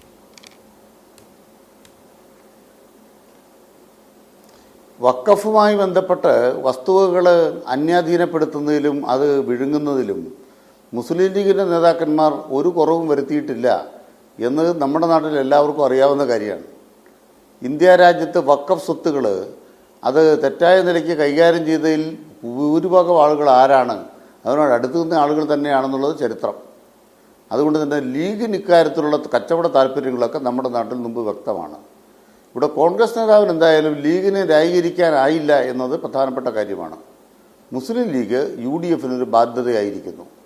അത് ഭാവിയിൽ കൂടുതൽ പ്രശ്നങ്ങളാണ്. ഇപ്പം ലീഗ് ഒറ്റയ്ക്കല്ല, ജമാഅത്തെ ഇസ്ലാമി SDPIയും 2 ഭാഗത്തുണ്ട് എന്നതുകൊണ്ട് കൂടുതൽ ബാധ്യതയിലേക്ക് ലീഗ് പെട്ടിരിക്കുന്നു, അല്ലെ കോൺഗ്രസ് പെട്ടിരിക്കുന്നു എന്നുള്ളതാണ് യാഥാർത്ഥ്യം. ഇനി അദ്ദേഹം ഇവിടെ 2008 നിസാർ കമ്മിറ്റിയെക്കുറിച്ച് പറഞ്ഞു. എന്താണ് സത്യം? ഏതെങ്കിലും ഒരു വസ്തു വഖഫാണോ അല്ലയോ എന്ന് തീരുമാനിക്കാൻ രാമേന്ദ്രൻ കമ്മീഷൻ അധികാരമുണ്ടോ? രാമേന്ദ്രൻ കമ്മീഷൻ അധികാരം ഇല്ലാത്ത പോലെയാണ് ശ്രീ നിസാർ കമ്മിറ്റിക്കും ഒരു അധികാരം അതിനില്ല. ജസ്റ്റിസ് രാമേന്ദ്രനാഥ് കമ്മീഷനെ വെച്ചിട്ട് വഖഫ് പ്രോപ്പർട്ടി ഇല്ലെന്ന് കമ്മീഷൻ പറഞ്ഞാൽ വഖഫ് പ്രോപ്പർട്ടി അല്ലാതാവുമോ? അപ്പോൾ പിന്നെ ഇങ്ങനെയാണ് നിസാർ കമ്മിറ്റിക്ക് ഇതിൻ്റെ അധികാരം കിട്ടുന്നത്. അപ്പോൾ എന്താണ് നിങ്ങൾ പറഞ്ഞതിൽ വസ്തുതാവിരുദ്ധമായ കാര്യമുണ്ട്. വഖഫ് ട്രിബ്യൂണൽ വഖഫാണെന്ന് കണ്ടെത്തിയ വസ്തുവകകൾ ഏതൊക്കെയെന്നൊരു കണക്കെടുപ്പ് നടത്തി. അതിൻ്റെ നിയമപ്രശ്നങ്ങളും സാങ്കേതിക പ്രശ്നങ്ങളും പരിഹരിച്ച് ഓരോ വസ്തുവുമായി ബന്ധപ്പെട്ടും വ്യക്തതയുണ്ടാക്കാൻ സർക്കാർ പറഞ്ഞിട്ടുണ്ട്. അത് സച്ചാർ കമ്മീഷൻ റിപ്പോർട്ടിൻ്റെ ബാക്കിയാണ്, അല്ലാണ്ട് VS അച്യുതാനന്ദൻ പെട്ടെന്ന് ഇറങ്ങി പുറപ്പെട്ടതല്ല. പാർലമെന്റ് കമ്മിറ്റി വെച്ചിട്ടുണ്ട്. ഇതൊക്കെ തുടർച്ചയാണ്. നിങ്ങൾ ചുമ്മാ നിങ്ങൾക്കൊരു ആഖ്യാനം ഉണ്ടാക്കാൻ വേണ്ടി ആരെങ്കിലും എന്തെങ്കിലും വാട്സപ്പിൽ പറഞ്ഞാൽ വെച്ചിട്ടൊന്നും ചർച്ച ചെയ്യരുത്. ചരിത്രപ്രതി കാണണം. അതുകൊണ്ട് നിങ്ങൾക്ക് മുൻപത്തെ വിഷയം പരിഹരിക്കാനാണോ വേണ്ടത്? അതിന് വേണ്ടതെങ്കിൽ ഒരു കാര്യം ദയവായി മനസ്സിലാക്കുക. 95 നിങ്ങളുടെ സർക്കാർ കൊണ്ടുവന്ന കാലത്തെ നിയമപ്രകാരമാണ് വഖഫ് ട്രിബ്യൂണൽ വഖഫ് ബോർഡ് 40-ാം വകുപ്പ് പ്രകാരം ഒരു വിധി പ്രസ്താവിച്ചിട്ടുള്ളത്. ആ വിധി നിലനിൽക്കുകയാണ്. ആ വിധി അസ്ഥിരപ്പെടുത്തിയാൽ അവകാശികൾക്ക് തിരിച്ചു പോകുമെന്ന പോയിന്റിന് മറുപടി ഇല്ലല്ലോ. ഇത് ആത്മഹത്യയ്ക്കും കൊലയ്ക്കും ഇടയിലൂടെ ആർത്തനാദം പോലെ പായുന്ന ജീവിതമല്ലേ മുനമ്പത്തുകാർക്ക്. ഒന്നുകിൽ ഇത് വഖഫ് പ്രോപ്പർട്ടി അല്ലെന്ന് പറഞ്ഞാൽ ആരാണോ ആ ആധാരം ഉണ്ടാക്കിയത് അനന്തരാവകാശികൾ കൊണ്ടുപോകും. വഖഫ് പ്രോപ്പർട്ടി ആണെങ്കിലും മുനമ്പത്തുകാർക്ക് അവകാശമില്ല. അതാണ് പിന്നെ ഈ വാചകടിക്കുന്ന സതീശൻ പിന്നെ എങ്ങോട്ട് പോകും? പറവൂർക്ക് പോവോ? സതീശൻ എങ്ങോട്ട് പോകും? സതീശൻ എങ്ങോട്ട് പോകാം? പരിഹരിക്കേണ്ട ഉത്തരവാദിത്വം പ്രതിപക്ഷത്തിനല്ലോ. അതുകൊണ്ട് പരിഹരിക്കേണ്ട ഉത്തരവാദിത്വം ഇടതുപക്ഷത്തിനാണ്, സർക്കാരിനാണ്. തളിപ്പറമ്പിലെ യാഥാർത്ഥ്യം എന്താണ്? പച്ചയായി ആ 25 ഏക്കർ ഭൂമിയും വഖഫ് അല്ലാതാക്കി തീർക്കുകയാണ്. ഞാൻ ചോദിക്കുന്നത്, ജുമാ മസ്ജിദിന് അധികാരപ്പെട്ട സ്ഥലമായതുകൊണ്ടല്ലേ ജുമാ മസ്ജിദ് അവിടെ പ്രവർത്തിക്കുന്നത്? ഒരു മസ്ജിദ് അവിടെ പ്രവർത്തിക്കല്ലേ? അവർക്കല്ലേ അപേക്ഷ കൊടുത്തിട്ട് അവരുടെ പേരിലല്ലേ കരം കിട്ടുന്നത്? മുസ്ലിം ലീഗ് ഭരിച്ചുകൊണ്ടിരുന്നപ്പം ജുമാ മസ്ജിദിൻ്റെ പേരിൽ കരം കിട്ടിയ സ്ഥലം, മുസ്ലിം ലീഗിൻ്റെ അധികാരം ഇരിക്കുന്ന കാലത്ത് ജുമാ മസ്ജിദിൻ്റെ പേരിൽ കരം കിട്ടിയ സ്ഥലം മസ്ജിദിൻ്റെ സ്വത്തല്ല എന്ന് പറയുമ്പോൾ എന്താണ്? മസ്ജിദിൻ്റെ സ്വത്ത് ഞങ്ങൾ 5-6 പേര് കൂടി വിഴുങ്ങിക്കോളാമെന്നാണോ? അപ്പം ലീഗ് വിഴുങ്ങാൻ ശ്രമിക്കുമ്പോൾ ലീഗിനോട് പറയാൻ ആഗ്രഹിക്കുന്നത്, നിങ്ങൾ സ്വാർത്ഥ താല്പര്യമുള്ളവരാണ്. നിങ്ങൾ ഒരു പന്തിയിൽ 2 വിളമ്പുകാരാണ്. തൽക്കാലം UDF പിടിച്ചു നിൽക്കാൻ വേണ്ടി തങ്ങൾ ഓടി മുൻപത്തേക്ക് വന്നിരിക്കുകയാണ്. എന്നിട്ട് തങ്ങളും ഒരു സഭാ നേതാക്കന്മാരുടെ കണ്ടോടുകൂടി ലോകാവസാനമായി പരിഹരിച്ചിരിക്കുന്നു. ഇതെല്ലാം കെട്ടുകഥയല്ലേ, നുണക്കഥകളല്ലേ? അതുകൊണ്ട് മുസ്ലിം ലീഗിന് കേരള രാഷ്ട്രീയത്തിൽ എന്തെങ്കിലും പ്രാമാണികത്വം കിട്ടിയാൽ കേരളം തകരും. ശരി, ഞാൻ മറ്റൊരു വിഷയത്തിലേക്ക് കൂടി പോകാം. ഞാൻ മുമ്പ് സൂചിപ്പിച്ച വളരെ ക്യുക്കായി ചില കാര്യങ്ങൾ കൂടി ഒന്ന് നോക്കേണ്ടതുണ്ട്. ഏതായാലും ലീഗ് ഇതിന് സമാധാനം പറയട്ടെ. അപ്പോൾ ബാക്കി ചർച്ചയിലേക്ക് നമുക്ക് ആ വിഷയത്തെ തളിപ്പറമ്പിനെ കൊണ്ടുവരികയും ചെയ്യാം. ഞാൻ ശ്രീ ജേക്കബ് ജോർജിലേക്ക് വരുന്നതിന് മുമ്പ്, ഇപ്പോൾ ദേശീയ തലത്തിൽ കോൺഗ്രസ് വലിയ സമരരംഗത്താണ്. അതായത് സോണിയാഗാന്ധിയും രാഹുൽ ഗാന്ധിയും ഒക്കെ ED കേസിൽ പ്രതിയായി നിൽക്കുന്ന, കോടാനുകോടി രൂപയുടെ അഴിമതി കേസിൽ പ്രതിയായി നിൽക്കുന്ന സാഹചര്യം രാഷ്ട്രീയ പകപോക്കലാണെന്ന് ജയറാം രമേശും KC വേണുഗോപാലും ഒക്കെ പറയുന്നതോടെ സമരരംഗത്താണ്. നിശ്ചയമായും അത് ഗംഭീരമായൊരു മൂവാണ്. പക്ഷേ സംസ്ഥാനങ്ങളിലേക്ക് വരുമ്പോഴെന്ത്? മുഖ്യമന്ത്രി പറഞ്ഞ അദ്ദേഹം ഇതേക്കുറിച്ച് പ്രതികരിച്ചത് കണ്ടുകൊണ്ട് ഞാൻ ശ്രീ ജേക്കബ് ജോർജിലേക്ക് വരാം. അത് കോൺഗ്രസിൻ്റെ നേതാക്കന്മാരുടെ നേരെ ED വരുമ്പോൾ അതിനെതിരെയുള്ള നിലപാട് അവരെടുക്കാറുണ്ട്. പക്ഷേ മറ്റുള്ളവരുടെ നേരെ ED വരുമ്പോൾ അവർ ആ നിലപാടെടുക്കാറില്ല എന്നുള്ളതാണ്. അതിപ്പോൾ ഡൽഹിയിൽ തന്നെ കേജ്രിവാളിൻ്റെ കേസെടുത്താലും അതിൻ്റെ തുടർച്ചയായുള്ള നടപടികളെടുത്താലും എന്തുകൊണ്ട് കേജ്രിവാളിനെ അറസ്റ്റ് ചെയ്യുന്നില്ല, കേസിൽ പെടുത്തുന്നില്ല എന്ന് ചോദിക്കുന്ന ചോദ്യമാണ് കോൺഗ്രസ്സിൽ നാം കേട്ടിരുന്നത്. അത് കേരളത്തിലെ കോൺഗ്രസ് മാത്രമല്ല, അവിടുത്തെ കോൺഗ്രസും സ്വീകരിച്ചൊരു നിലയാണ്. അതിൻ്റെ ഭാഗമായി ഇവിടെയും ആ നിലയാണ് എടുത്തത്. എന്നാൽ തെറ്റായ കാര്യങ്ങൾ തെറ്റാണ് എന്ന് പറയാനുള്ള ആർജവം എപ്പോഴും കാണിക്കണം. ഞങ്ങൾ എല്ലാ ഘട്ടത്തിലും ആ നിലപാടാണ് സ്വീകരിച്ചത്. ഇവിടെ ശ്രീ ജേക്കബ് ജോർജ്, വളരെ ഗൗരവമായൊരു രാഷ്ട്രീയ പ്രശ്നമാണ് ഇതുമായി ബന്ധപ്പെട്ട് നിൽക്കുന്നത്. വലിയ ചർച്ചകൾക്ക് അത് വിധേയമായി കഴിഞ്ഞു. ഈ വിഷയം, ഈ സാഹചര്യം താങ്കൾ എന്ത് പറയുന്നു? കോൺഗ്രസിൻ്റെ ഒരു ഡിലമ്മ എന്നൊക്കെ പറയാം. നമുക്ക് ഒരു നിലപാടിൽ വ്യക്തമായ ഒരു നിലപാട് പല വിഷയങ്ങളിലും, പല രാഷ്ട്രീയ വിഷയങ്ങളിലും എടുക്കാൻ വയ്യാത്ത ഒരവസ്ഥ. അതുതന്നെയാണ് ഡൽഹി കഴിഞ്ഞ തിരഞ്ഞെടുപ്പിൽ കണ്ടത്. അവർ മത്സരിച്ചു, എന്താണ് ഫലം എന്ന് നമുക്കറിയാം. പക്ഷേ അങ്ങനെ മത്സരിച്ചതുകൊണ്ടുണ്ടായ യഥാർത്ഥ ഫലം BJP അധികാരത്തിൽ കയറ്റുക എന്നുള്ളതായിരുന്നു. അത് നേരിട്ടോ അല്ലാതെയോ BJP അധികാരത്തിൽ വരത്തക്കവണ്ണമുള്ള രാഷ്ട്രീയ നിലപാടാണ് ഡൽഹിയിൽ കോൺഗ്രസ് സ്വീകരിച്ചത് എന്നർത്ഥം. ആം ആദ്മി പാർട്ടി പരാജയപ്പെട്ടു എന്നിടത്തല്ല, പക്ഷേ ആം ആദ്മി പാർട്ടി പരാജയപ്പെട്ട സ്ഥലത്ത് കോൺഗ്രസ് ആഘോഷം പരസ്യമായിട്ട് നടത്തി. ആ ആഘോഷം നടത്തിയത് യഥാർത്ഥത്തിൽ BJPയുടെ വിജയത്തിലായിരുന്നു എന്ന് കാണാം. അതാണ് അതിൻ്റെ ഒരു പ്രശ്നം. ഓക്കെ, കേരളത്തിൽ കോൺഗ്രസും CPMും പഠിക്കേണ്ടത് നിത്യമായ അനന്തമായി നീളുന്ന ഒരു കോൺഗ്രസ് വിരോധം CPMും CPM വിരോധം കോൺഗ്രസും ഉപേക്ഷിക്കണം എന്നാണ് ഞാൻ പലതവണ പറഞ്ഞിട്ടുള്ളത്. കേരളത്തിനും ഈ ഒരു വാദം, ഈ കോൺഗ്രസിൻ്റെ ഈ നിലപാട് ഒരു പ്രശ്നം തന്നെയാണ് എന്ന് ചൂണ്ടിക്കാണിക്കാൻ കൂടി ഞാൻ ആഗ്രഹിക്കും. ഇവിടെ ശ്രീ റോണി കെ ബേബി, അതായത് അരവിന്ദ് കെജ്രിവാളിനെ ED പിടിക്കുമ്പോൾ അല്ലെങ്കിൽ കേന്ദ്ര ഏജൻസികൾ വരുമ്പോൾ നിങ്ങൾ കൈയടിച്ച് ആഹ്ലാദിക്കുന്നു. CPIMന് നേരെ വരുമ്പോൾ നിങ്ങൾ പടക്കം പൊട്ടിച്ച് ആഹ്ലാദിക്കുന്നു. നിങ്ങളുടെ നേതാക്കൾക്ക് നേരെ വരുമ്പോൾ നിങ്ങൾക്ക് വേണ്ടി വാദിക്കാനോ നിങ്ങൾക്ക് വേണ്ടി ഐക്യദാർഢ്യപ്പെടാനോ ഒരാളും വരാതെ ആ മുന്നണി അങ്ങനെ ശോകമുഖമായി നിൽക്കുകയാണ്. ഇന്ത്യ മുന്നണിയുടെ ചെയർമാനാണ് ഖാർഗെ. മനസ്സിലായില്ലേ? ഏതെങ്കിലും ഒരു ഘടകകക്ഷി പാർട്ടി ഈ അവസ്ഥയിൽ കോൺഗ്രസ് എത്തി നിൽക്കുമ്പോൾ നിങ്ങൾക്ക് വേണ്ടി ശബ്ദിക്കാനുണ്ടോ? എന്തുകൊണ്ട് സംഭവിക്കുന്നു ഇത്?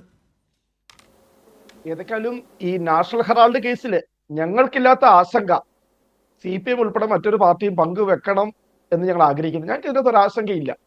കാരണം എന്താ, പക്ഷെ നാടിന് മുമ്പിൽ കോടാനുകോടി രൂപയുടെ അഴിമതി കേസാണ്. അല്ല, അത് ഒരു അങ്ങനെയാണെങ്കിൽ രാഹുൽ ഗാന്ധി പ്രതിപക്ഷ നേതൃസ്ഥാനം രാജിവെക്കുമോ? ഏതൊക്കെയാണ് രാഹുൽ ഗാന്ധി കുറ്റക്കാരനാണോ ഇല്ലോ എന്നുള്ളത് കോടതി പറയട്ടെ. അത് അവിടെ മാത്രം എങ്ങനെ ബാധകമാകുന്നു? ഈ തിയറി, ഈ പൊളിറ്റിക്കൽ തിയറി ബാക്കിയുള്ളിടത്ത് നിങ്ങൾ അപ്ലൈ ചെയ്യുന്നില്ലല്ലോ.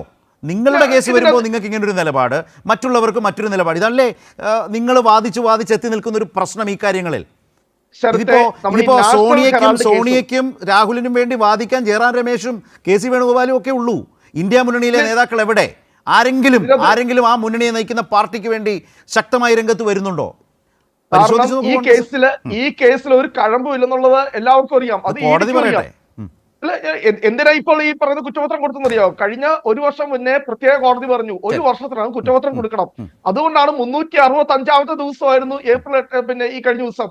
അതുകൊണ്ടാണ് കുറ്റപത്രം കൊടുത്തത്. റോണി, ഇത് 2 വശം. റോണി ദയവായി നമുക്ക് അധികം നീട്ടിക്കൊണ്ടുപോകാതെ, ഈ വിഷയങ്ങളിൽ രാഷ്ട്രീയമായി ആർക്കും എതിർപ്പില്ലെന്നേ കോൺഗ്രസ് പറയുന്ന വാദത്തേക്ക് ദേശീയ തലത്തിൽ എല്ലാ പാർട്ടികളും പ്രതിപക്ഷ പാർട്ടികളും അംഗീകരിക്കും. പക്ഷേ നിങ്ങളുടെ സമീപനമാണ് ഇവിടെ ചർച്ച ചെയ്യുന്നത്. മറ്റു പ്രതിപക്ഷ പാർട്ടികൾക്ക് നേരെ ഈ ഏജൻസികൾ വരുമ്പോൾ നിങ്ങൾ ആഹ്ലാദിക്കുകയും ആ ഏജൻസികളെ പിന്തുണയ്ക്കുകയും ചെയ്യുക. നിങ്ങളുടെ നേതാക്കളെ പിടിക്കാൻ വരുമ്പോൾ മാത്രം അത് രാഷ്ട്രീയ വേട്ടയായി കാണുന്ന കോൺഗ്രസിൻ്റെ ഈ നയമുണ്ടല്ലോ, ഈ സമീപനമുണ്ടല്ലോ, അത് മാത്രം. മറ്റേ നമുക്ക് കോടതി വരുമ്പോൾ ചർച്ച ചെയ്യാം. ഇതാണിപ്പോൾ ചർച്ച ചെയ്യുന്ന പ്രശ്നം. പ്രത്യേകിച്ച് കേരളത്തിൽ ജീവിക്കുന്ന മനുഷ്യർക്ക് ഇത് നല്ലതുപോലെ മനസ്സിലാകും. ചരിത്രം ഇതിന്റെ അകത്ത് 2 കാര്യങ്ങൾ മനസ്സിലാക്കണം. ഞാനൊരു കാര്യം കൃത്യമായി പറയാം. ഒന്ന്, ഈ നാഷണൽ ഹെറാൾഡ് കേസ്, അതിന്റെ ഈ പരാതിയും കേസുമായിട്ട് പോയത് സുബ്രഹ്മണ്യ സ്വാമി. കേസിന്റെ കണ്ടന്റ് അല്ല, നിങ്ങളുടെ രാഷ്ട്രീയ സമീപനം, നിങ്ങളുടെ രാഷ്ട്രീയ സമീപനത്തിലെ ഇരട്ടത്താപ്പാണ് ചോദ്യം. ആണെങ്കിൽ ഒറ്റ കാര്യം ചൂണ്ടിക്കാണിക്കും. ഇരട്ടത്താപ്പിന്റെ കാര്യത്തിലാണ് നിങ്ങൾ പറയുന്നത്. ഒറ്റ കാര്യം, ഇന്ന് ബഹുമാനപ്പെട്ട കേരള ഹൈക്കോടതിയിൽ നിന്നും എറണാകുളം CGM കോടതിയിൽ ഈ പറയുന്ന എക്സാലോജി കമ്പനിക്കെതിരെ ഉള്ള കേസ് 2 മാസത്തേക്ക് ഇപ്പോൾ സ്റ്റേ ചെയ്തിരിക്കുക. ആരാണ് കേരള ഹൈക്കോടതിയിൽ കേസിന് പോയത്? എക്സാലോജിക്കാണോ കേസിന് പോയത്? അല്ല, CMRL. എന്താണ് CMRLന് ഈ പറയുന്ന വീണ വിജയന്റെ കാര്യത്തിലുള്ള താല്പര്യം? എന്താണ് ഈ പറയുന്ന CMRL എന്ന് പറയുന്ന കരിമണൽ കർത്തായുടെ കമ്പനി, എക്സാലോജി കമ്പനി? അതാണ് ഞങ്ങൾക്ക് ചോദിക്കാനുള്ളത്. ആ ബോർഡിന്റെ വിധി വന്നത് അവർക്കെതിരെയാണ്, CMRLനെതിരെയാണ്. CMRL ആണ് അതിലെ കക്ഷി എന്ന നിലയിൽ കേസ്. ദില്ലി ഹൈക്കോടതിയിൽ ആരാണ് കേസ് കൊടുത്തത്? ദില്ലി ഹൈക്കോടതിയിൽ കേസ് കൊടുത്ത IFS കുറ്റപത്രം കൊടുത്ത ആർക്കെതിരെയാണ്? വീണ വിജയനെതിരെയാണ്. CMRLന്റെ കയ്യിൽ നിന്നല്ലേ നിങ്ങളുടെ നേതാക്കൾ കോടികൾ വാങ്ങിച്ചതും സമ്മതിച്ചതും കള്ളപ്പണമായി ഇപ്പോഴും നിൽക്കുന്നത്? അതിന്റെയൊക്കെ ബേസ് ഏതാണ്? CMRL ആണ്. ശരി, എക്സാലോജിക് എന്ന കമ്പനി ഈ കേരള ഹൈക്കോടതിയിൽ ചോദിച്ചിരുന്നെങ്കിൽ ഞങ്ങൾ ചോദിക്കില്ലായിരുന്നു. എന്താണ് അവിടെ CMRLനുള്ള താല്പര്യം? ശ്രീ അനിൽകുമാർ, ഞാൻ ഏതായാലും ഒന്നുകൂടി റോണി ഓർമ്മിപ്പിക്കുന്നു. എൻ്റെ ചോദ്യം കോൺഗ്രസിൻ്റെ ഈ വിഷയത്തിലെ ഇരട്ടത്താപ്പാണ്. താങ്കളത് നേരെ CMRLിലേക്കും SFIയിലേക്കും എക്സാലോജിയിലേക്കും ഷിഫ്റ്റ് ചെയ്തു വെച്ചു. ആയിക്കോട്ടെ, നല്ല കാര്യം. ഇത് രണ്ടും കൂടി ക്ലബ് ചെയ്ത് വളരെ ചെറുതായി ശ്രീ അനിൽകുമാർ ഒരു മറുപടി, പ്രതികരണം താങ്കളുടെ ഭാഗത്ത്. കരിമണൽ കമ്പനിയുടെ ഉടമയായ കർത്ത 1-ാം പ്രതിയാണ്, വീണ വിജയൻ 11-ാം പ്രതിയാണ്. ഇതാണ് അതിൽ മാധ്യമങ്ങൾ കൊടുത്ത വാർത്ത. യഥാർത്ഥത്തിൽ ഒരു പ്രതിയായിരുന്നില്ല. SFIക്ക് കുറ്റപത്രം കൊടുക്കാൻ അവകാശമില്ല. അവർ കൊടുത്തിരിക്കുന്നത് ഒരു കംപ്ലൈൻറ്റ് മാത്രമാണ്. ആ കംപ്ലൈൻറ്റ് കൊടുത്തത് കംപ്ലൈൻറ്റിന് പകരം SFIയുടെ അപേക്ഷ പ്രകാരം അത് കുറ്റപത്രമായി പരിഗണിക്കാം എന്ന് ആ കോടതി ഒരു ഉത്തരവിടുകയുണ്ടായി. ആ ഇട്ട ഉത്തരവ് ഭാരതീയ ന്യായ സംഹിത പ്രകാരം തെറ്റാണ്. ഒരു സ്വകാര്യ പരാതി കിട്ടിക്കഴിഞ്ഞാൽ എതിർകക്ഷിക്ക് നോട്ടീസ് അയക്കാതെ സമൻസ് അയക്കാൻ പാടില്ല. ഈ വ്യവസ്ഥ വെച്ചിട്ടാണ് ഇന്ന് ഒന്നാം പ്രതിസ്ഥാനത്തുണ്ടായിരുന്ന കമ്പനി അപേക്ഷ കൊടുത്ത് സ്റ്റേ കിട്ടിയത്. അതാണ് ഹൈക്കോടതിയിൽ നടന്ന കാര്യം. എന്തുകൊണ്ട് കർത്താ പ്രതിയായി? ഒറ്റ കാര്യമുള്ളൂ, ഞങ്ങൾക്ക് വീണ വിജയൻ്റെ കമ്പനിയിൽ നിന്നും സേവനം കിട്ടി, ഞങ്ങൾക്ക് എക്സാലോജിക് കമ്പനിയിൽ നിന്നും മതിയായ സേവനം കിട്ടി എന്ന് ഇൻട്രി സെറ്റിൽമെൻറ്റ് ബോർഡിൽ ശശിധരൻ കർത്ത അഫിഡവിറ്റ് കൊടുത്തു. ഞങ്ങൾക്ക് സേവനം കിട്ടിയെന്ന് അഫിഡവിറ്റ് കൊടുത്തോടുകൂടി മുഖ്യമന്ത്രിയെ വേട്ടയാടാനുള്ള എല്ലാ വഴിയും അവസാനിച്ചു. അത് ഇൻട്രി സെറ്റിൽമെൻറ്റ് ബോർഡ് തീർപ്പാക്കിയപ്പോൾ ഈ അഫിഡവിറ്റ് അവർ പരിഗണിച്ചില്ല എന്നുള്ളത് ശരിയാണ്. പക്ഷേ ഇനി അതുമായിട്ട് മുന്നോട്ട് പോകാനാവില്ല.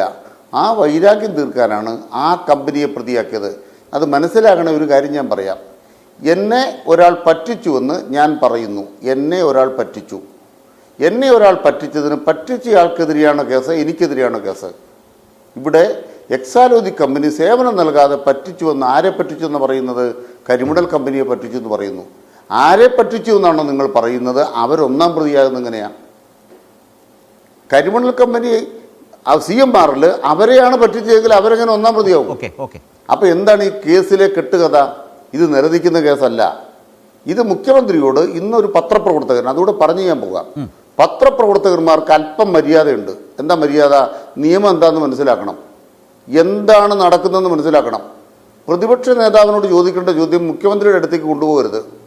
നിങ്ങൾ ഈ കേസിൻ്റെ പേരിൽ മുഖ്യമന്ത്രിയുടെ മകളെ ആക്രമിക്കുന്നു, മുഖ്യമന്ത്രി ആക്രമിക്കുന്നു, എന്നിട്ട് ഹൈക്കോടതി ചെന്ന ഉടനെ ഹൈക്കോടതി തുടർ നടപടി വേണ്ടാന്ന് പറഞ്ഞപ്പം ആർക്കാണ് തിരിച്ചടി? അത് ആശ്വാസമായോ എന്ന ചോദ്യമായിട്ട് മുഖ്യമന്ത്രിയുടെ അടുത്ത് പോകുന്നത് മാധ്യമപ്രവർത്തനത്തിൻ്റെ ധീരതയല്ല, കൂട്ടിക്കൊടുപ്പാണ്. ആ കൂട്ടിക്കൊടുപ്പ് മാധ്യമപ്രവർത്തകന്മാരോട് പറയുകയാണ്, നിങ്ങൾ മാധ്യമപ്രവർത്തകർ എന്ന നിലയ്ക്ക് ലഭിക്കുന്ന സ്വാതന്ത്ര്യത്തെ ദുരുപയോഗം ചെയ്ത് ഇത്തരം പണിക്ക് ഇറങ്ങിത്തിരിക്കരുത്. നിങ്ങൾ സ്ഥാനം തെറ്റിപ്പോയി. മുഖ്യമന്ത്രിയോടല്ല അയാൾ ചോദിക്കേണ്ടത് പ്രതിപക്ഷ നേതാവിനോടാണ്. നിങ്ങളൊരു മുഖ്യമന്ത്രിയെയും മകളെയും വേട്ടയാടുന്നു. കേരള ഹൈക്കോടതി കല്ലച്ചിലച്ചടിച്ച് 9 കൊല്ലക്കാലം നിങ്ങൾ ചോദ്യം ചോദിച്ച ഈ മുഖ്യമന്ത്രി അദ്ദേഹത്തിൻ്റെ അധികാരം ഉപയോഗിച്ച് ഒരു തെറ്റും ചെയ്തിട്ടില്ല എന്ന് വിധി വന്ന് അത് വായിച്ചു നോക്കാൻ ഈ മാധ്യമപ്രവർത്തകന് വിവരമുണ്ടോ? നേരമുണ്ടോ? അല്ല, അതുപോലെ തന്നെയാണ് വിധി കിട്ടിയ ഹൈക്കോടതിയിൽ പ്രതിപക്ഷം പോയി എല്ലാ കേസും തോറ്റു.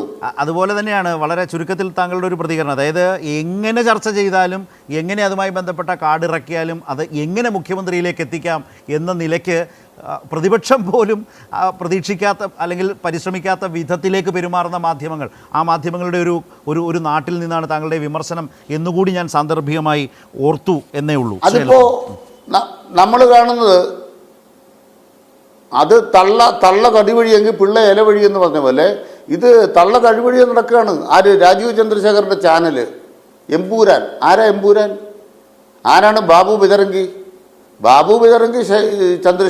രാജീവ് ചന്ദ്രശേഖര. ഞാൻ പറയാൻ ആഗ്രഹിക്കുന്നു, ബാബു ബജറംഗിക്ക് അദ്ദേഹത്തിൻ്റെ രംഗത്ത് അദ്ദേഹത്തെ അവതരിപ്പിക്കാൻ വേണ്ടി കൊണ്ടുവന്ന ഒന്നാണ് മുനമ്പത്തെ ഈ പ്രശ്നത്തിലെ കിരൺ റിജുവിൻ്റെ വരവ് പൊളിഞ്ഞു. ഈ ബാബു ബജറംഗി എന്ന ഇദ്ദേഹത്തെ രാജീവ് ചന്ദ്രശേഖരനെ അവതരിപ്പിക്കാൻ വേണ്ടിയുള്ള മറ്റൊരു അധ്യായമായിരുന്നു EDയുടെ കേസ്. അത് ഹൈക്കോടതി സ്റ്റേ ചെയ്തു. അപ്പോൾ രാജീവ് ചന്ദ്രശേഖർ ആരായി? രാജീവ് ചന്ദ്രശേഖരനെ വെച്ച് ഒരു പുതിയ അജണ്ട സെറ്റ് ചെയ്യാനുള്ള BJPയുടെ മോഹം പൊലിയുന്നു. ഇതാണ് ഇന്ന് കാണുന്ന യാഥാർത്ഥ്യം. ശരി, ശ്രീ ജേക്കബ് ജോർജ്, ഇപ്പോൾ രണ്ട് നേതാക്കളും അവരവരുടേതായ രാഷ്ട്രീയ കാഴ്ചപ്പാടുകൾ അവതരിപ്പിച്ചു കഴിഞ്ഞു. അതുകൊണ്ട് തന്നെ ആ പൊളിറ്റിക്കൽ ചർച്ച ഞാൻ ഇനി ഓപ്പൺ ചെയ്യുന്നില്ല, കാരണം നമുക്ക് ഈ ചർച്ച അവസാനിപ്പിക്കണം. പക്ഷേ മാധ്യമ പ്രവർത്തനവുമായി ബന്ധപ്പെട്ട് ശ്രീ അനിൽകുമാർ വളരെ ശക്തമായ ഒരു വിമർശനം അവതരിപ്പിച്ച പശ്ചാത്തലത്തിൽ ഞാൻ ശ്രീ KM എബ്രഹാമുമായി ബന്ധപ്പെട്ട് താങ്കളെപ്പോലൊരു സീനിയർ മാധ്യമ പ്രവർത്തകനോട് അതേക്കുറിച്ച് ചോദിക്കേണ്ടത് തന്നെയാണ്. കേരളത്തിൻ്റെ വളർച്ച, കിഫ്ബി പോലെയുള്ള ഒരു സംവിധാനത്തിൻ്റെ വലിയ കോൺട്രിബ്യൂഷൻ രാഷ്ട്രീയത്തിന് അതീതമായി കേരളം സമ്മതിക്കുന്നതാണ്. സർക്കാരിൻ്റെ നയ നിലപാടുകൾക്കനുസരിച്ച് ഏറ്റവും മികവോടെ കൊണ്ടുപോയ ഉദ്യോഗസ്ഥൻ, കേരളത്തിൻ്റെ IAS തലപ്പത്ത് ഏറ്റവും മികച്ച ട്രാക്ക് റെക്കോർഡോടെ കേരളത്തിനകത്ത് പ്രവർത്തിച്ച ഒരു ഉദ്യോഗസ്ഥനെ എങ്ങനെയാണ് കേരളത്തിലെ ചില മാധ്യമങ്ങളെങ്കിലും സമീപിക്കുന്നത് എന്നൊരു പ്രശ്നമുണ്ട്. അതേപോലെ തനിക്കെതിരെ നടക്കുന്ന ഗൂഢാലോചനയും അന്വേഷിക്കണമെന്ന് പറഞ്ഞാൽ മുഖ്യമന്ത്രിക്ക് കത്ത് കൊടുത്തിരിക്കുകയാണ്. ഞാൻ ആ ഡീറ്റെയിൽസിലേക്കല്ല. മാധ്യമങ്ങളും KM എബ്രഹാം എന്ന ഒരു സീനിയർ ഉദ്യോഗസ്ഥനെ, ഇത്രയും കാലം കേരളത്തിന് വേണ്ടി പ്രവർത്തിച്ച ഒരു ഉദ്യോഗസ്ഥനെ ഏറ്റവും അധികം സമീപിക്കുന്ന രീതി അത് വേട്ടയാടലിൻ്റേതാണോ? കാരണം അതിലൊരു കാര്യം, ചിലർക്ക് ലക്ഷ്യം KM എബ്രഹാം ആകാം, എന്നാൽ മറ്റു ചിലർക്ക് ലക്ഷ്യം അതിലൂടെ മുഖ്യമന്ത്രി പിണറായി വിജയനുമാകാം. ഇതിൻ്റെ ഒരു സമ്മേളനമാണോ നടക്കുന്നത്? കേൾക്കുന്നില്ല. ആക്രമണം മാധ്യമങ്ങളുടെ ഒരു കാര്യമുണ്ട്, ചില മാധ്യമങ്ങളുടെ അതിനിശിതമായ ആക്രമണം, ഒരർത്ഥവുമില്ലാത്ത ഒരടിസ്ഥാനവുമില്ലാത്ത ആക്രമണം നടക്കുന്നത്, അതിൽ പൊതുമാധ്യമങ്ങൾ ഇല്ല ശരത്. അതിൽ വളരെ സോഷ്യൽ മീഡിയയിൽ കുറേ ആക്രമണങ്ങൾ നടക്കുന്നുണ്ട്. പക്ഷേ ഒരു കാര്യം ഞാൻ ഉറപ്പിച്ച് പറയാം, ഇന്ത്യയിൽ തന്നെ ഇന്നുള്ള IAS ഉദ്യോഗസ്ഥന്മാരിൽ ഏറ്റവും വിദ്യാസമ്പന്നനാണ്, ഏറ്റവും പ്രഗത്ഭനാണ്, പ്രത്യേകിച്ച് സാമ്പത്തിക കാര്യങ്ങളിൽ അങ്ങേയറ്റം വൈദഗ്ധ്യമുള്ള ഒരു ഉദ്യോഗസ്ഥനാണ് KM എബ്രഹാം. കിഫ്ബി ഈ കിഫ്ബി ഇല്ലായിരുന്നുവെങ്കിൽ എന്താകുമായിരുന്നു കേരളത്തിൻ്റെ സ്ഥിതി? എന്താകുമായിരുന്നു കേരളത്തിൽ സ്കൂളുകളുടെ സ്ഥിതി, ആശുപത്രികളുടെ സ്ഥിതി, അതുപോലെ പാലങ്ങളുടെ സ്ഥിതി, റോഡുകളുടെ സ്ഥിതി? കോടിക്കണക്കിന് രൂപയാണ് ചിലവയ്ക്കുന്നത്. ഞാൻ ഒരു കാര്യം, അടിസ്ഥാനപരമായിട്ടൊരു കാര്യം, അദ്ദേഹം സെബി അംഗമായിരുന്നപ്പോഴാണ് വലിയ ഒരു കുംഭകോണം പുറത്തു കൊണ്ടുവന്നത്.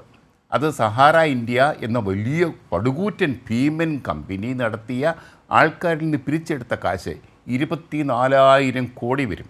സെബി അംഗം എന്ന നിലയ്ക്ക് അദ്ദേഹത്തിൻ്റെ മുമ്പിലെത്തിയ ഫയലാണ് അത്. അദ്ദേഹം പിടിച്ചു. ഈ 24,000 രൂപ പ്ലസ് 1,000 കോടി രൂപ പലിശ ഉൾപ്പെടെ ഇന്ത്യ ഗവൺമെൻറ്റിന് തിരിച്ചടപ്പിച്ചു. ഇത് താഴേക്ക് കൊടുക്കാൻ ഇന്ത്യ ഗവൺമെൻറ് കഴിഞ്ഞിട്ടില്ല, പാവപ്പെട്ടവർക്ക് ഇത് അടച്ചവർക്ക് കൊടുക്കും. പക്ഷേ ഇതിലൊന്ന് കൈനീട്ടണ്ട, വീട്ടിൽ കൊണ്ട് വെച്ചേനെ 1% എന്ന് വെച്ചാൽ തന്നെ ഒരു 250 കോടി വരും. അദ്ദേഹം മേടിച്ചിട്ടില്ല, ഒരിക്കലും തയ്യാറായില്ല. അതാണ് KM എബ്രഹാം. അതായത് ഇങ്ങനെ വസ്തുതകളില്ലാതെ ഒരു രാപകൽ പണിയെടുക്കുന്ന മാധ്യമങ്ങൾക്ക് ഞാൻ അങ്ങനെ തന്നെ ചോദിക്കുകയാണ്, നാളെ ഇക്കാര്യത്തിൽ അവരുടെ നിലപാട് തിരുത്തി പറയേണ്ടി വരുമോ? പലതിലും എന്ന പോലെ കഴിഞ്ഞ കുറേ നാളുകളായി ഇങ്ങനെ വ്യാജ വിവാദങ്ങളിൽ മാത്രം അഭിരമിച്ചു പോകുന്ന മാധ്യമങ്ങൾ അവരാണ് പരാജയപ്പെട്ടുകൊണ്ടിരിക്കുന്നത്, യാതൊരു സംശയവുമില്ല. ഇതിലും സംഭവിക്കാൻ പോകുന്നത് അതാണോ?